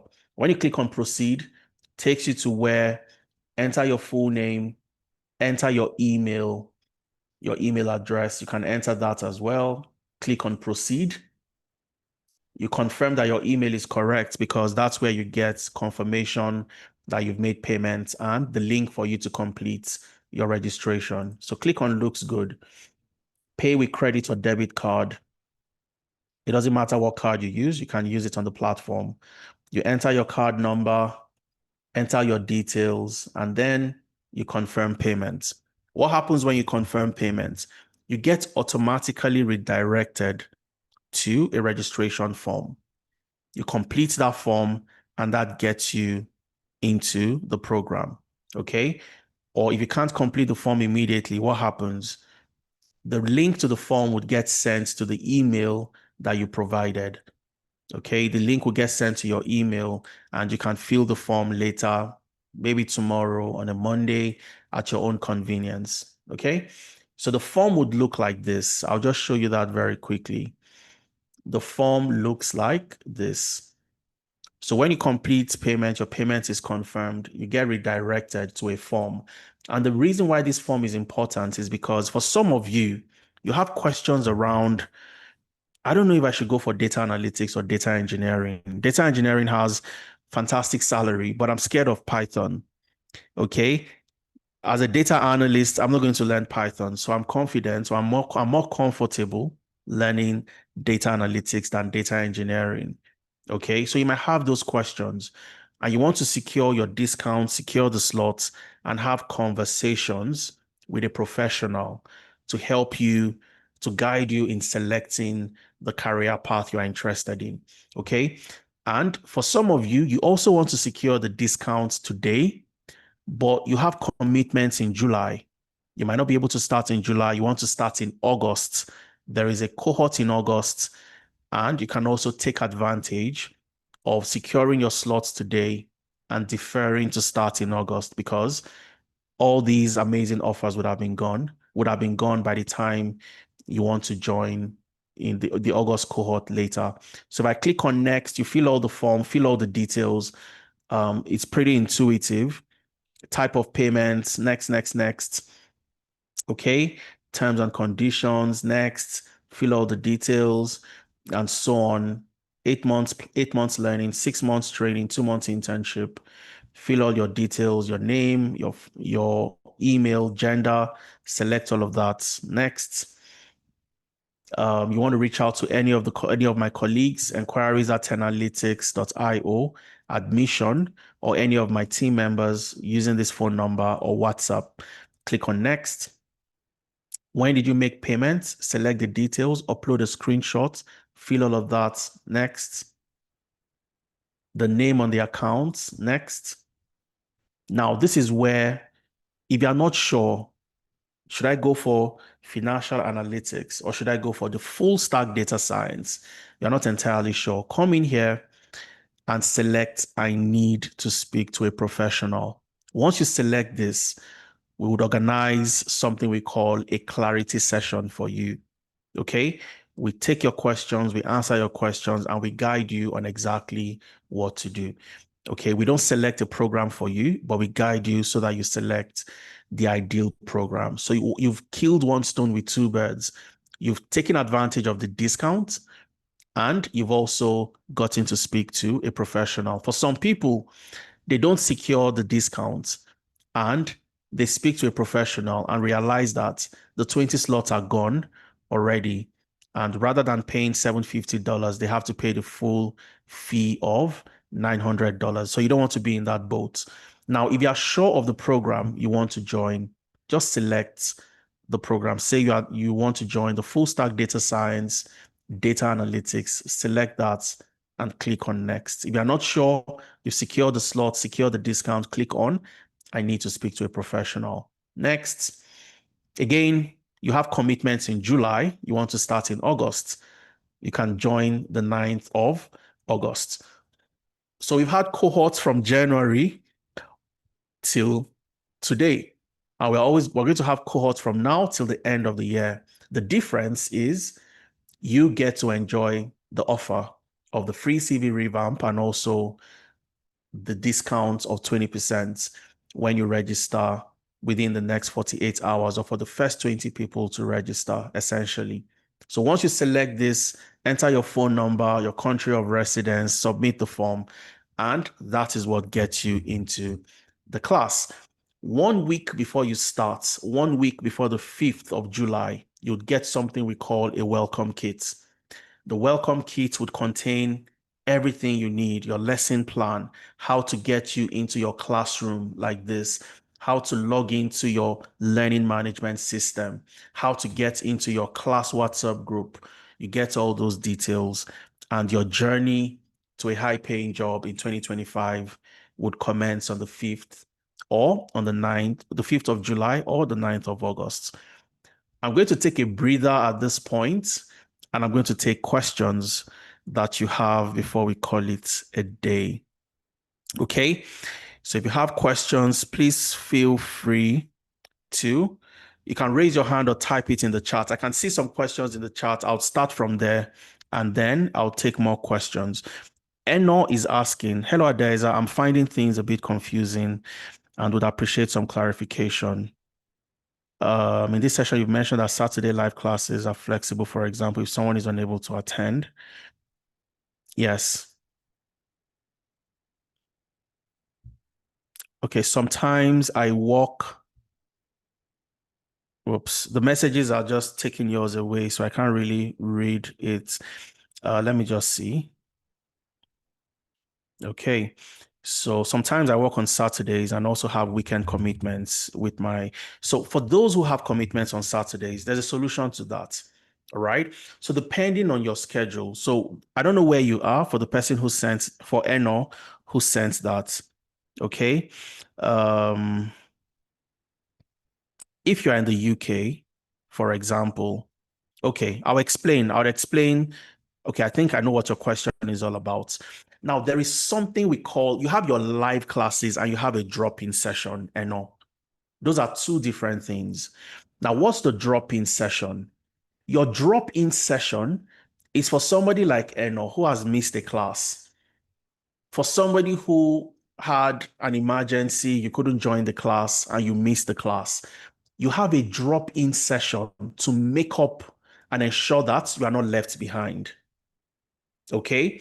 Now, the drop-in sessions happen on Wednesdays and on a Saturday that you don't have a live class. So Wednesdays in the evenings, for example, you have the opportunity to join what we call a drop-in session. It's like a makeup class for those who have questions. They want to interact with the facilitator directly and ask their questions, share their screens, and they're brought up to speed if they've missed a class. Okay, so you have that on Wednesdays in the evenings, and you also have that on a Saturday that you don't have a live class. All right, so it's not a scheduled class where you're going to class to learn or you're going to a class for your facilitator to teach you. No, if you don't have any questions, you don't have any problem, the drop-in session is optional. Okay, so you have your live classes. You'd see that Tableau live class. You'd see SQL live class. These are live sessions, your live classes, compulsory for you to join. The drop-in session, on the other hand, is for, we were taught this thing in class. I tried it. I couldn't figure it out. And I don't just want to send a message in the WhatsApp group. I want to still speak to my, my trainer, my facilitator to get clarity. That's what a drop-in session is meant for. All right. So I don't know if that clarifies that for you. So we do this to ensure that you have opportunity to have multiple touch points. You're not left behind, even if you've missed a class and so on and so forth. And that's why your lesson plan is very important. You follow it judiciously and ensure that you are a part of all of that. Okay. What exactly is the H-1B visa for the US? The H-1B is simply is sponsorship. For you to stay back in a country, somebody must be sponsoring you. If you are doing a master's, you're doing a PhD, the school sponsors you to study in the UK. Sponsoring you in the sense that they are the one that would provide the documents you take to apply for a study visa. Now, if you want to work in the US, the H-1B is a visa type for specialty roles that gives you opportunity for that company to sponsor you by saying, you are working for us. We're going to provide you with the documents to, apply for your visa to stay back in the US and work for us in the US, just like the COS in the UK as well. The company would give you the certificate of sponsorship. You take that to the Home Office, you apply for your skilled worker visa. And while you are in the UK working for that company, the company sponsors you to stay. essentially. So that's what that is meant for. What if I'm based in Nigeria and interested in working remotely? Fantastic. There are so many professionals who are in Nigeria. I'm going to show you a couple of them. They earn in dollars, they earn in pounds, and they work for companies in the US and in the UK. So one of the things we did when we moved, we established operations in Canada as well to become closer to our North American markets. And we moved to North America last year, 2024. And one of the things we did was to get into the Alberta Catalyzer Velocity Program. And this is a program to help businesses, startups, organizations, and firms to offer premium quality services to their customers. So we joined the Alberta Catalyzer program, and there was an article on that. If you click on this, it takes you to the article. You'd see that's me right there. Okay, so that's me. That's Femena, the co-founder. And we had other amazing founders as well. All right, talking about how Analytics helps Africans, people of the Black community, to land global tech careers and so on and so forth. Okay. And also accreditation from the American Council of Training and Development. Very important to showcase the amazing work that we do. So you click on that link, you'd see the Analytics accreditation on the ACTD website. But let me go to that lady who asked for somebody working in Nigeria for companies in the US. I hope I have the person on my slide, but I'll look for that and show you. But again, like I mentioned earlier, and this is Muhyiddin. Muhyiddin, for example, joined our data analytics program. He lived in Ibadan, Nigeria, and he worked for a company called BBX in the UK, earning in pounds, living in Nigeria. Okay, resides in Nigeria, works remotely for BBX in the UK. Okay, let me see if I have anybody else, and I'll just show you that. Like I mentioned earlier, all these career path transcends countries. It doesn't matter where you are. You can easily land a job. Okay, so there are so many testimonials. If you go through the slide when you receive the slide later, I'm not sure I have that gentleman anymore on my slide, but his name is Abdul Rashid. Abdul Rashid works for a company in the US, Chow 420. And Abdul Rashid is a data scientist, completed our full stack data science program, and works for them as a data scientist in the US. He lives in Abuja, Nigeria, earns in dollars, spends in naira. Okay. I hope that answers that question. Let me see if I have more questions before we call it a day. Do you offer certification exams? No, we don't share. And that's, like I mentioned, if you joined earlier, the focus, when you talk about certifications to get a job, you are putting the cart before the horse. Okay, employers don't care about your certifications, and it has never really helped anyone in landing jobs. Certifications are not a measure of how you can do the job or if you can even do the job. Okay, so don't be like Carpenter A, be like Carpenter B, who can speak to the job, show what they've done, and speak to how they can help those companies do the same. But we don't offer certification exams. If you want to do certifications anywhere else, yeah, there are other places for certifications and all of that. But we know based on experience that that's a 5-year, 10-year ago strategy to land a job, not in 2025. Priscilla is saying, I have a question. I registered on Tuesday, but I have a question. Feel free to ask a question, Priscilla. I'll pick it up from the chat. Or if just send a message to any of my colleagues, enquiries, and somebody would provide you with answers to your question. Emmanuel is asking, can I call me later? If I spoke to 189 people every session I have, Emmanuel, I'll go crazy. Okay. So if you have a question for me, Emmanuel, specifically, you can ask me that question in a clarity session. Okay. or any of my colleagues that also join that clarity session. So what I want you to do, Emmanuel, is take advantage of the discount. Just select, I need to speak to a professional, and you'd find me or any of my colleagues who are experts in that clarity session to answer any question you have. Okay. And if you go to the website, www.analytics.io, under About Us, you have access to reach out to any of my colleagues, using any of our numbers right here, enquiries at Analytics. You can speak to Shay, Lydia, or Sean, and somebody will provide you with a feedback. Or you are in a WhatsApp community already for you to join this session. So just look for one of the admin, send a message to them, and they'll provide you with a response. Okay. Let me see. Do you award certifications? Yes, you do get certifications when you are done with your program. Okay. And let me show you what that looks like.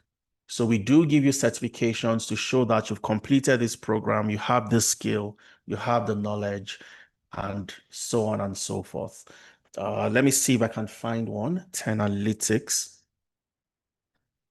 on LinkedIn, because a lot of people go ahead and they post their, certifications, their certificate from Analytics on LinkedIn. Let's see if we can find a couple and I'll share with you. So this is Ruth, for example. Ruth just completed her cybersecurity journey. Okay. From fear to confidence, my cybersecurity journey. All right. So you'd see Ruth sharing her experience and so on. She's saying, I can do anything I set my mind to. Thanks to Mr. AGK, one of my instructors, to Analytics. Thanks for being such a vital part of my journey. And to Osasere, Ruth, I'm proud of being the woman. Okay, so that's Ruth. And that's her certificate. So you get 2 certifications, one for the program itself, which looks something like this. And then you get one after you're done with the internship. So 2 certifications when you're done. All right. Let me see if there's anyone else here. Okay, this is Iyesumi as well, sharing her certificates. Let me see if there's anybody else. Okay, so I just set Analytics certificates on LinkedIn, and you see that pop up, different people who post their certificates. Let me see. Let me check for more questions. So many questions. I'll take them one after the other for the ones I haven't answered already.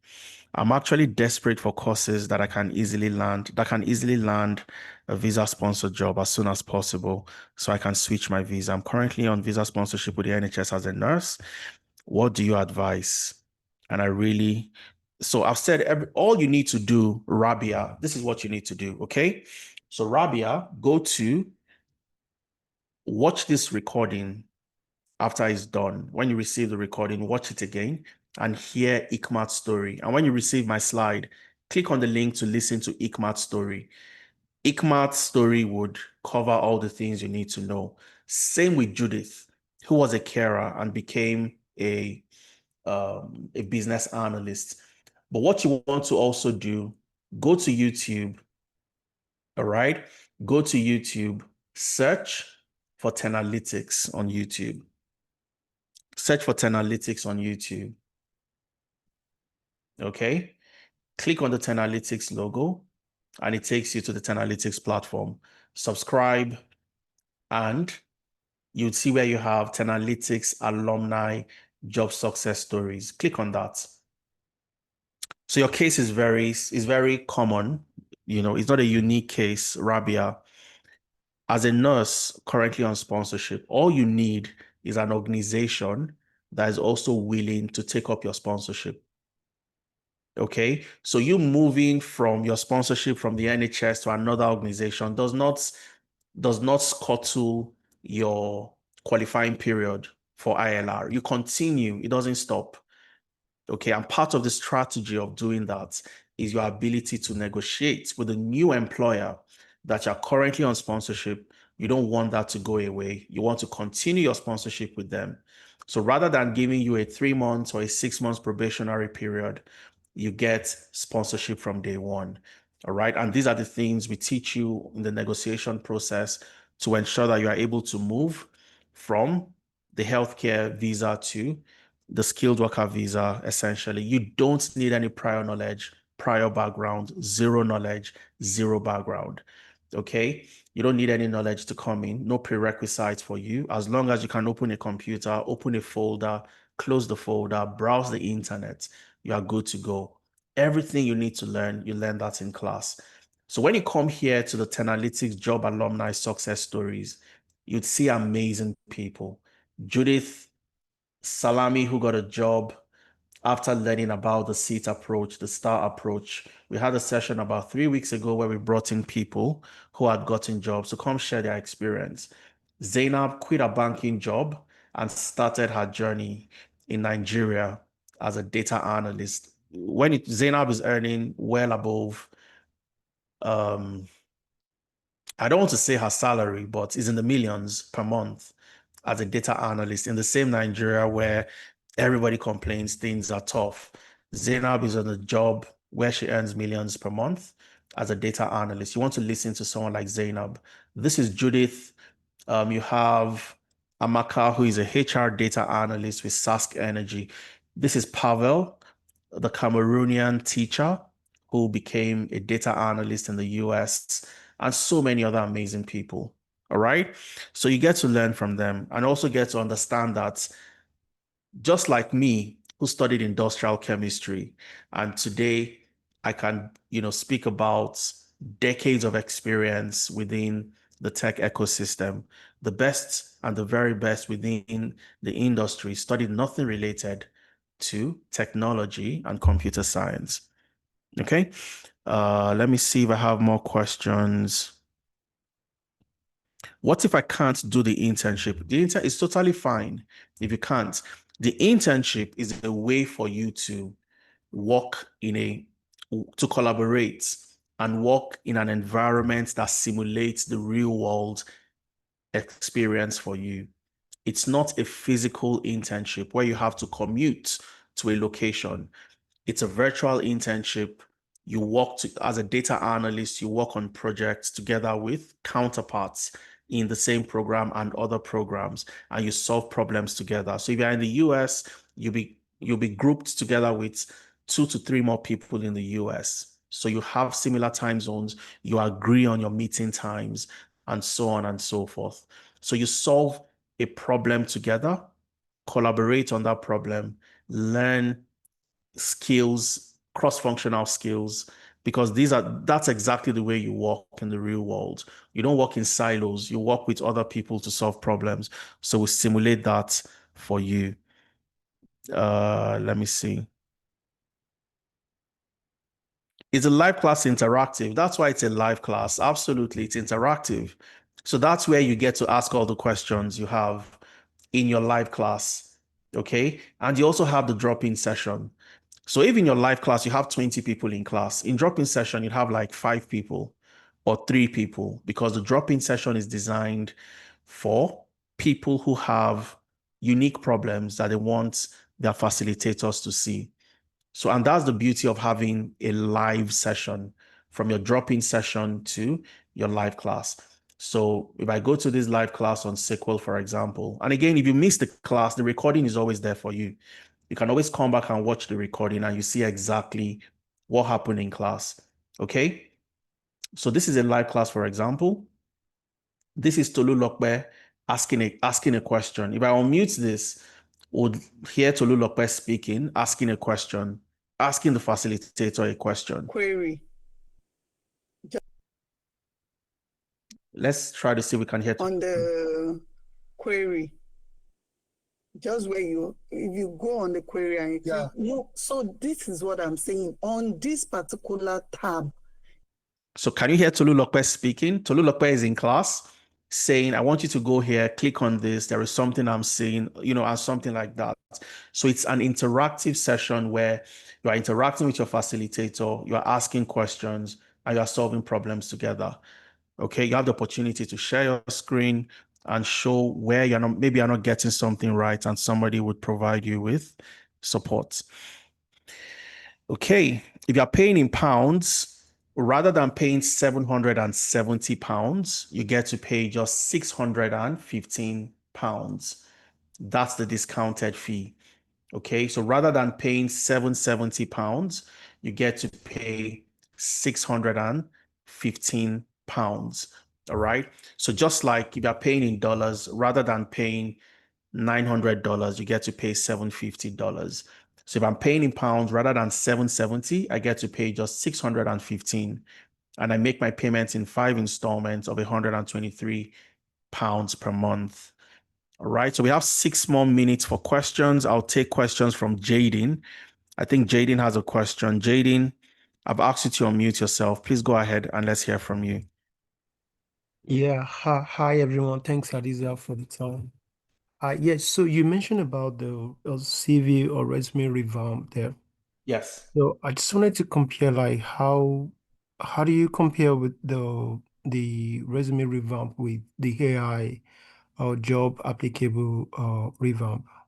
Because it's now a common thing that you have to always tailor your resume to the job you're applying for. You don't have to Yes. use the same resume for 2 jobs because Yes. there Yes. are so many times, so many relative job description that ATS will pick if you Yes. apply and might not really be on the one or the resume that you used for the other job before. That's my question. And the second one is what for the weekly drop-ins. So what time of the day is it? Is it what Okay. time? Yeah, because Okay. I'm in Canada and I want to know, is it gonna Okay. be when I come back from work in the evening that I can join, or probably it's gonna be time that I'm at work because I can use phone when I'm at work. And I might Okay. have a question to relate with. Okay. All right. Fantastic. So for the first one, I hope I got your question right, but let me answer what I heard. Okay. So one of the part of the tools you would utilize in tailoring your CV is a GPT that we share with you. All right. Is a GPT we share with you tailored specifically to helping you with your CV, tailoring your CV to the job. Now, the process is like this. You get the job description and you get your CV. You do a job match, first of all. So by how much do I match this CV? And you get a score. The score will tell you you match the CV by 72%, 65%. So there are some gaps. How do you cover those gaps?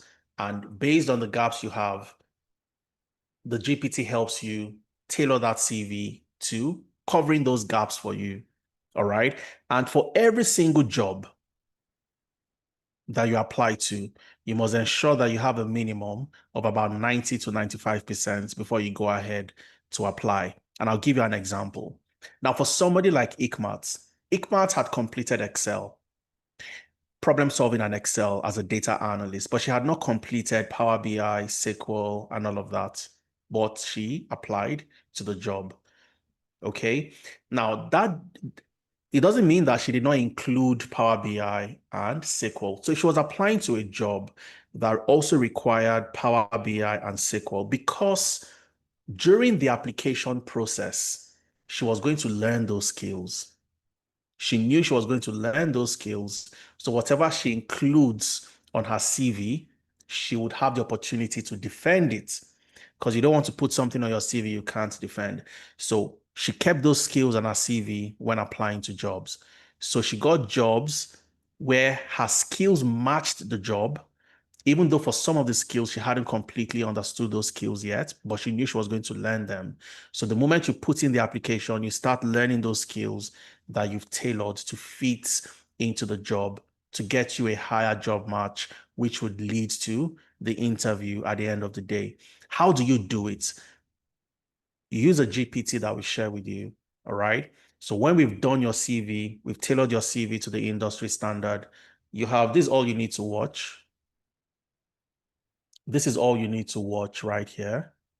And It's a 45 minutes video. I created that video myself, showing you how to tailor your CV, and that's the video right here. So this is all you need to watch. Okay, it's a 45 minutes video. You'd see me right there, and I teach you how to tailor your CV. All right. So rather than taking 5 to 10 minutes, 20 minutes, 30 minutes to tailor one CV, you're doing it in 2 minutes, 3 minutes, and you have a CV that will get you results. The second question on the drop-in session. So we have 2 drop-in sessions, and because our participants cut across multiple regions, from the UK to the US to Canada to Asia and so on, we have drop-in sessions that align to different regions. For example, on Wednesdays, your drop-in sessions are at 9 p.m. UK time. So if you're in the UK, you're in Nigeria, Europe, 9 p.m., you're back from work, and you can join the drop-in session on a Wednesday from 9 p.m. UK time. Okay. Now, if I'm in the US or I'm in Canada, how do I also participate in a drop-in session? There are certain Saturdays where you don't have a live class. You have another drop-in session, and those drop-in sessions happen at 11 a.m. your time in Canada. I'm not sure exactly where you are in Canada, but if you look at the mountain time, which is Alberta time, that's 11 a.m. Alberta time. So you join in that class at 11 a.m. and then you are done. Okay. So you look at between the drop-in session on Wednesday and the drop-in session that happens on the Saturday when you don't have a live class. You have that drop-in session at 11 a.m. in the morning. So depending on the region, the province in Canada, 11 a.m. could be 1 p.m. in Ontario, and so on and so forth.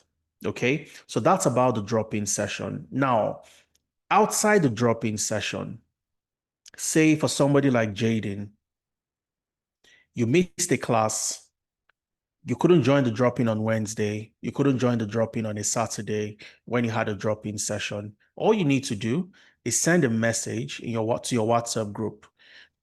I have an issue solving this particular problem. Because if you miss a class, all you need to do is go watch the recording. Once you see what happened in the recording, you have access to all the questions, all the materials that was used in that class. They're all there. Okay. You see all the materials there, the class material, you watch the recording, you have access to the questions and everything that happened.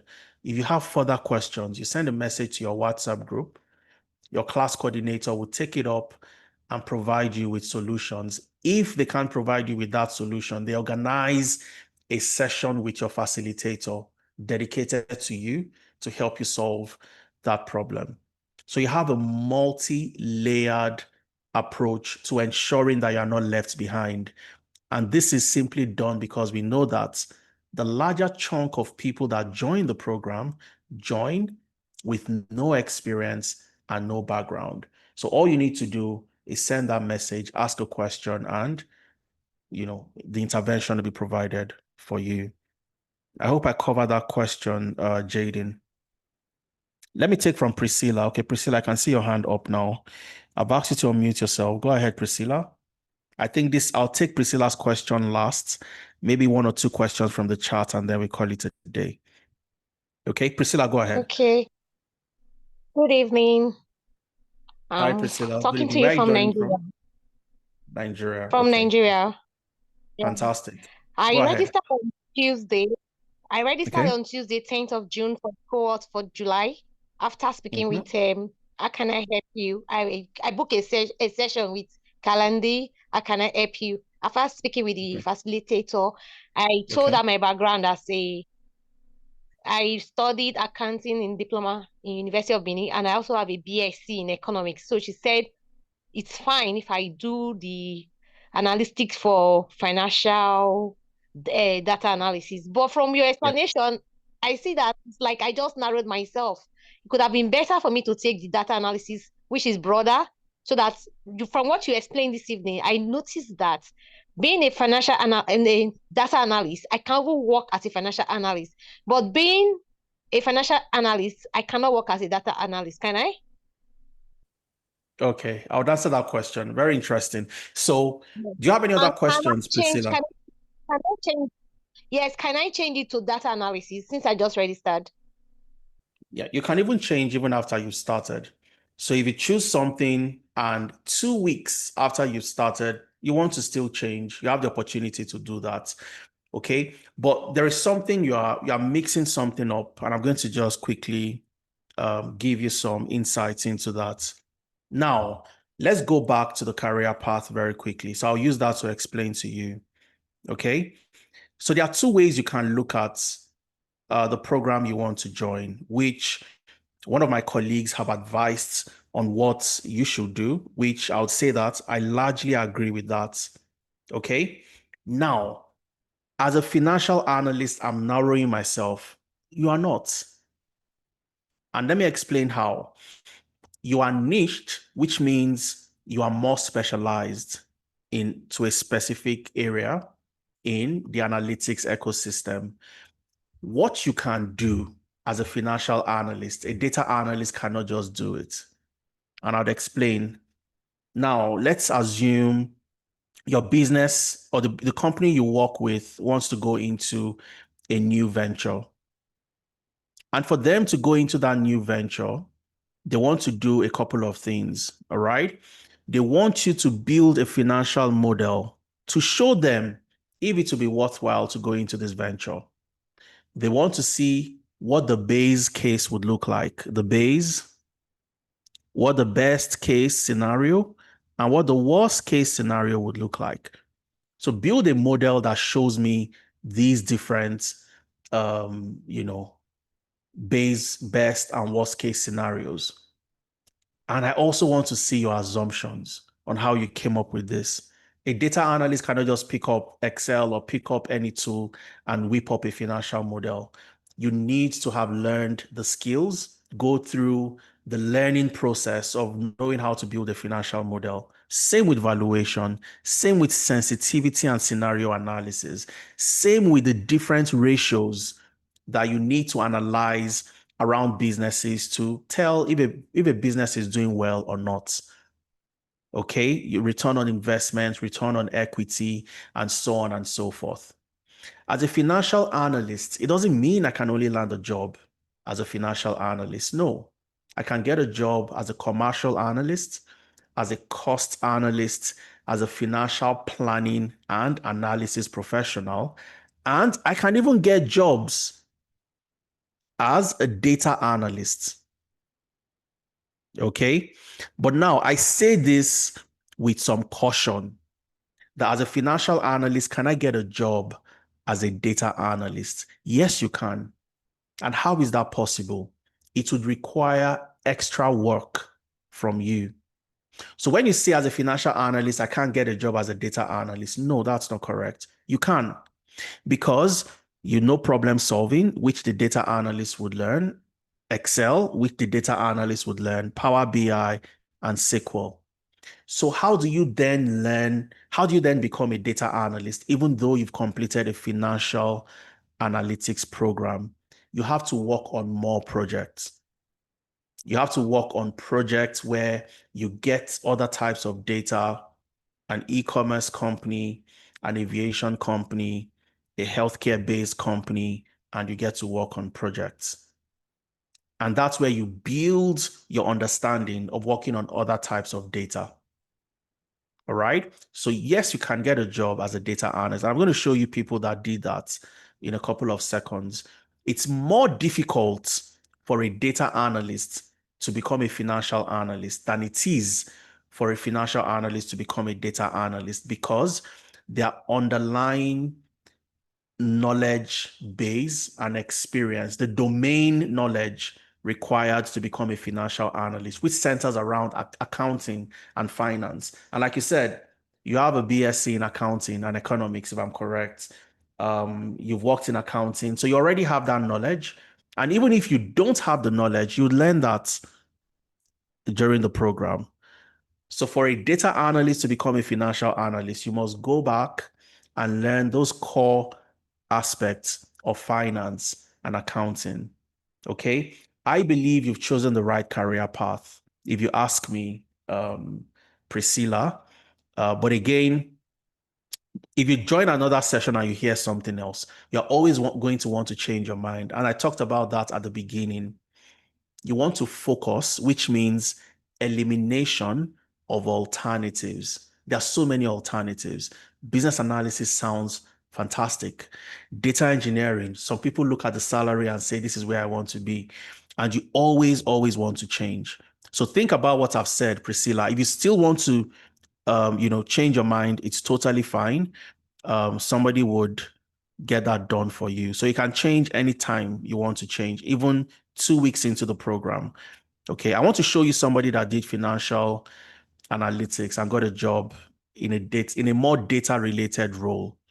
Okay, so you know that you are not doing something that is crazy or has never been done before. I hope I have the person here, but I think I do. Let me see. Okay, so this is Bumi. This is Bumi. Bumi completed the financial analytics program and she got a job as a market data analyst. And she got the job while she was still undergoing her financial analytics training with us. She got a job as a market data analyst, not as a financial analyst. Okay, so can I get a job as a data analyst even in financial analytics? Yes, you can. It will just take extra work from you because your projects would be different from the data analyst project. Your project will be centered around the financial domain, building valuation models, and sensitivity and scenario analysis, building financial models, and so on and so forth. Okay. I hope that clarifies, Priscilla.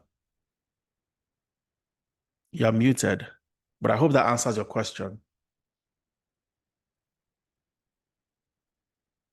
So think Yes, about thank you this. so much. You're Thank you welcome. very well. But what's the job rate? Do they usually get job? Because I need the job because my IELTS will expire in January. I need the job before then. That's why I wrote for the program. Because I was into this their healthcare support. But since the visa is being cancelled, I quickly switched. So Yeah. I need it. I Okay. need to get a job before January. More. The IELTS I wrote since 2000, and I wrote the IELTS by January. It will be expiring. I Yeah. want to get it before it gets expired. The earlier you start, the better. Okay, because the earlier you start, the better you start having access to opportunities. Your ability to start early, complete the first 3 months, the first 4 months, and then you start applying to jobs immediately. That's what opens you up to the opportunities within the space. Okay, so you have enough time to do that and eventually start applying to jobs.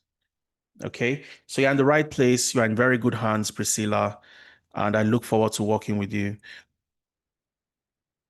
Okay, you don't need to write IELTS twice. She said she's in Nigeria. She's not in the UK yet. So let me see. I'm a mature person. Is there opportunity?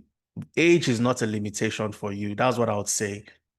We've had people who are in their 50s joining, and for some of them, they were planning for retirement. They want something to do during retirement, and then they join, they learn the skill. They're not really looking to land a job. For some, they're looking to land jobs. For some, they're just looking to set up a consultancy where they help customers, but they also want to speak in a technology-driven language when speaking to customers and also know how to use certain tools and technologies in their business. So age is not a limitation. Nobody will discriminate against you because of your age. All right. Let me see. Okay, so I think we've gone about 13 minutes more into the Q&A and questions, and I know that there are so many other questions you'd have. How long has the Tenalytics? Tenalytics would be 5 in August this year. So we've been doing this for the past 5 years. And over the last 5 years, we've helped almost 3,000 people, 2,855 as of December 2024, 2,855 people. So we'll be celebrating in August our 50th anniversary. We're looking to do a whole lot more in the coming years. Unfortunately, there is none.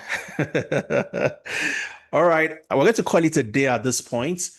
Again, ensure that for those who have not filled their attendance, fill their attendance. And you also want to ensure that you follow us across all platforms on LinkedIn, YouTube, Instagram. See the amazing work we're doing. Be one of the first people to be aware of all the new initiatives we have coming up and how you can also key into a community that can help you thrive. I look forward to starting with you, starting your journey on the 5th of July on the 9th of August, for those of you who will be starting on the 9th of August. So get started, take advantage of the discounts we have available. And if you've gotten value for your time today, just type in yes into the chat. If you learned one or two things, you got value for your time, type in a yes into the chat.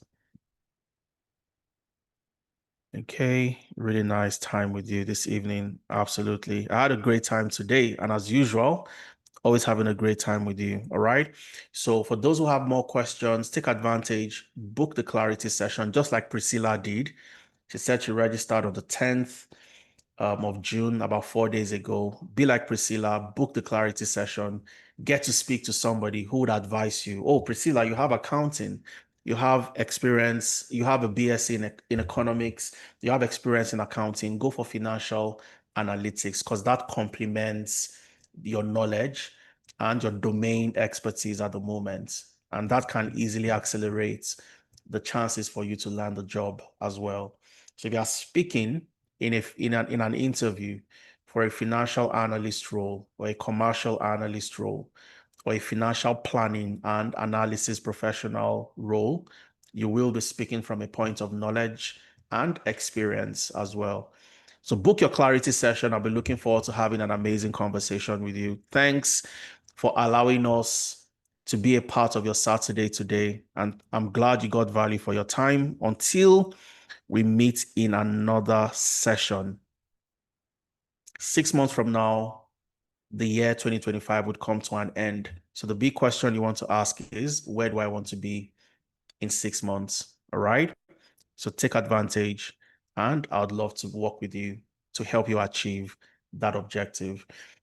So cheers, everyone. Have an amazing weekend, Saturday and Sunday, and I'll see you some other time. Cheers.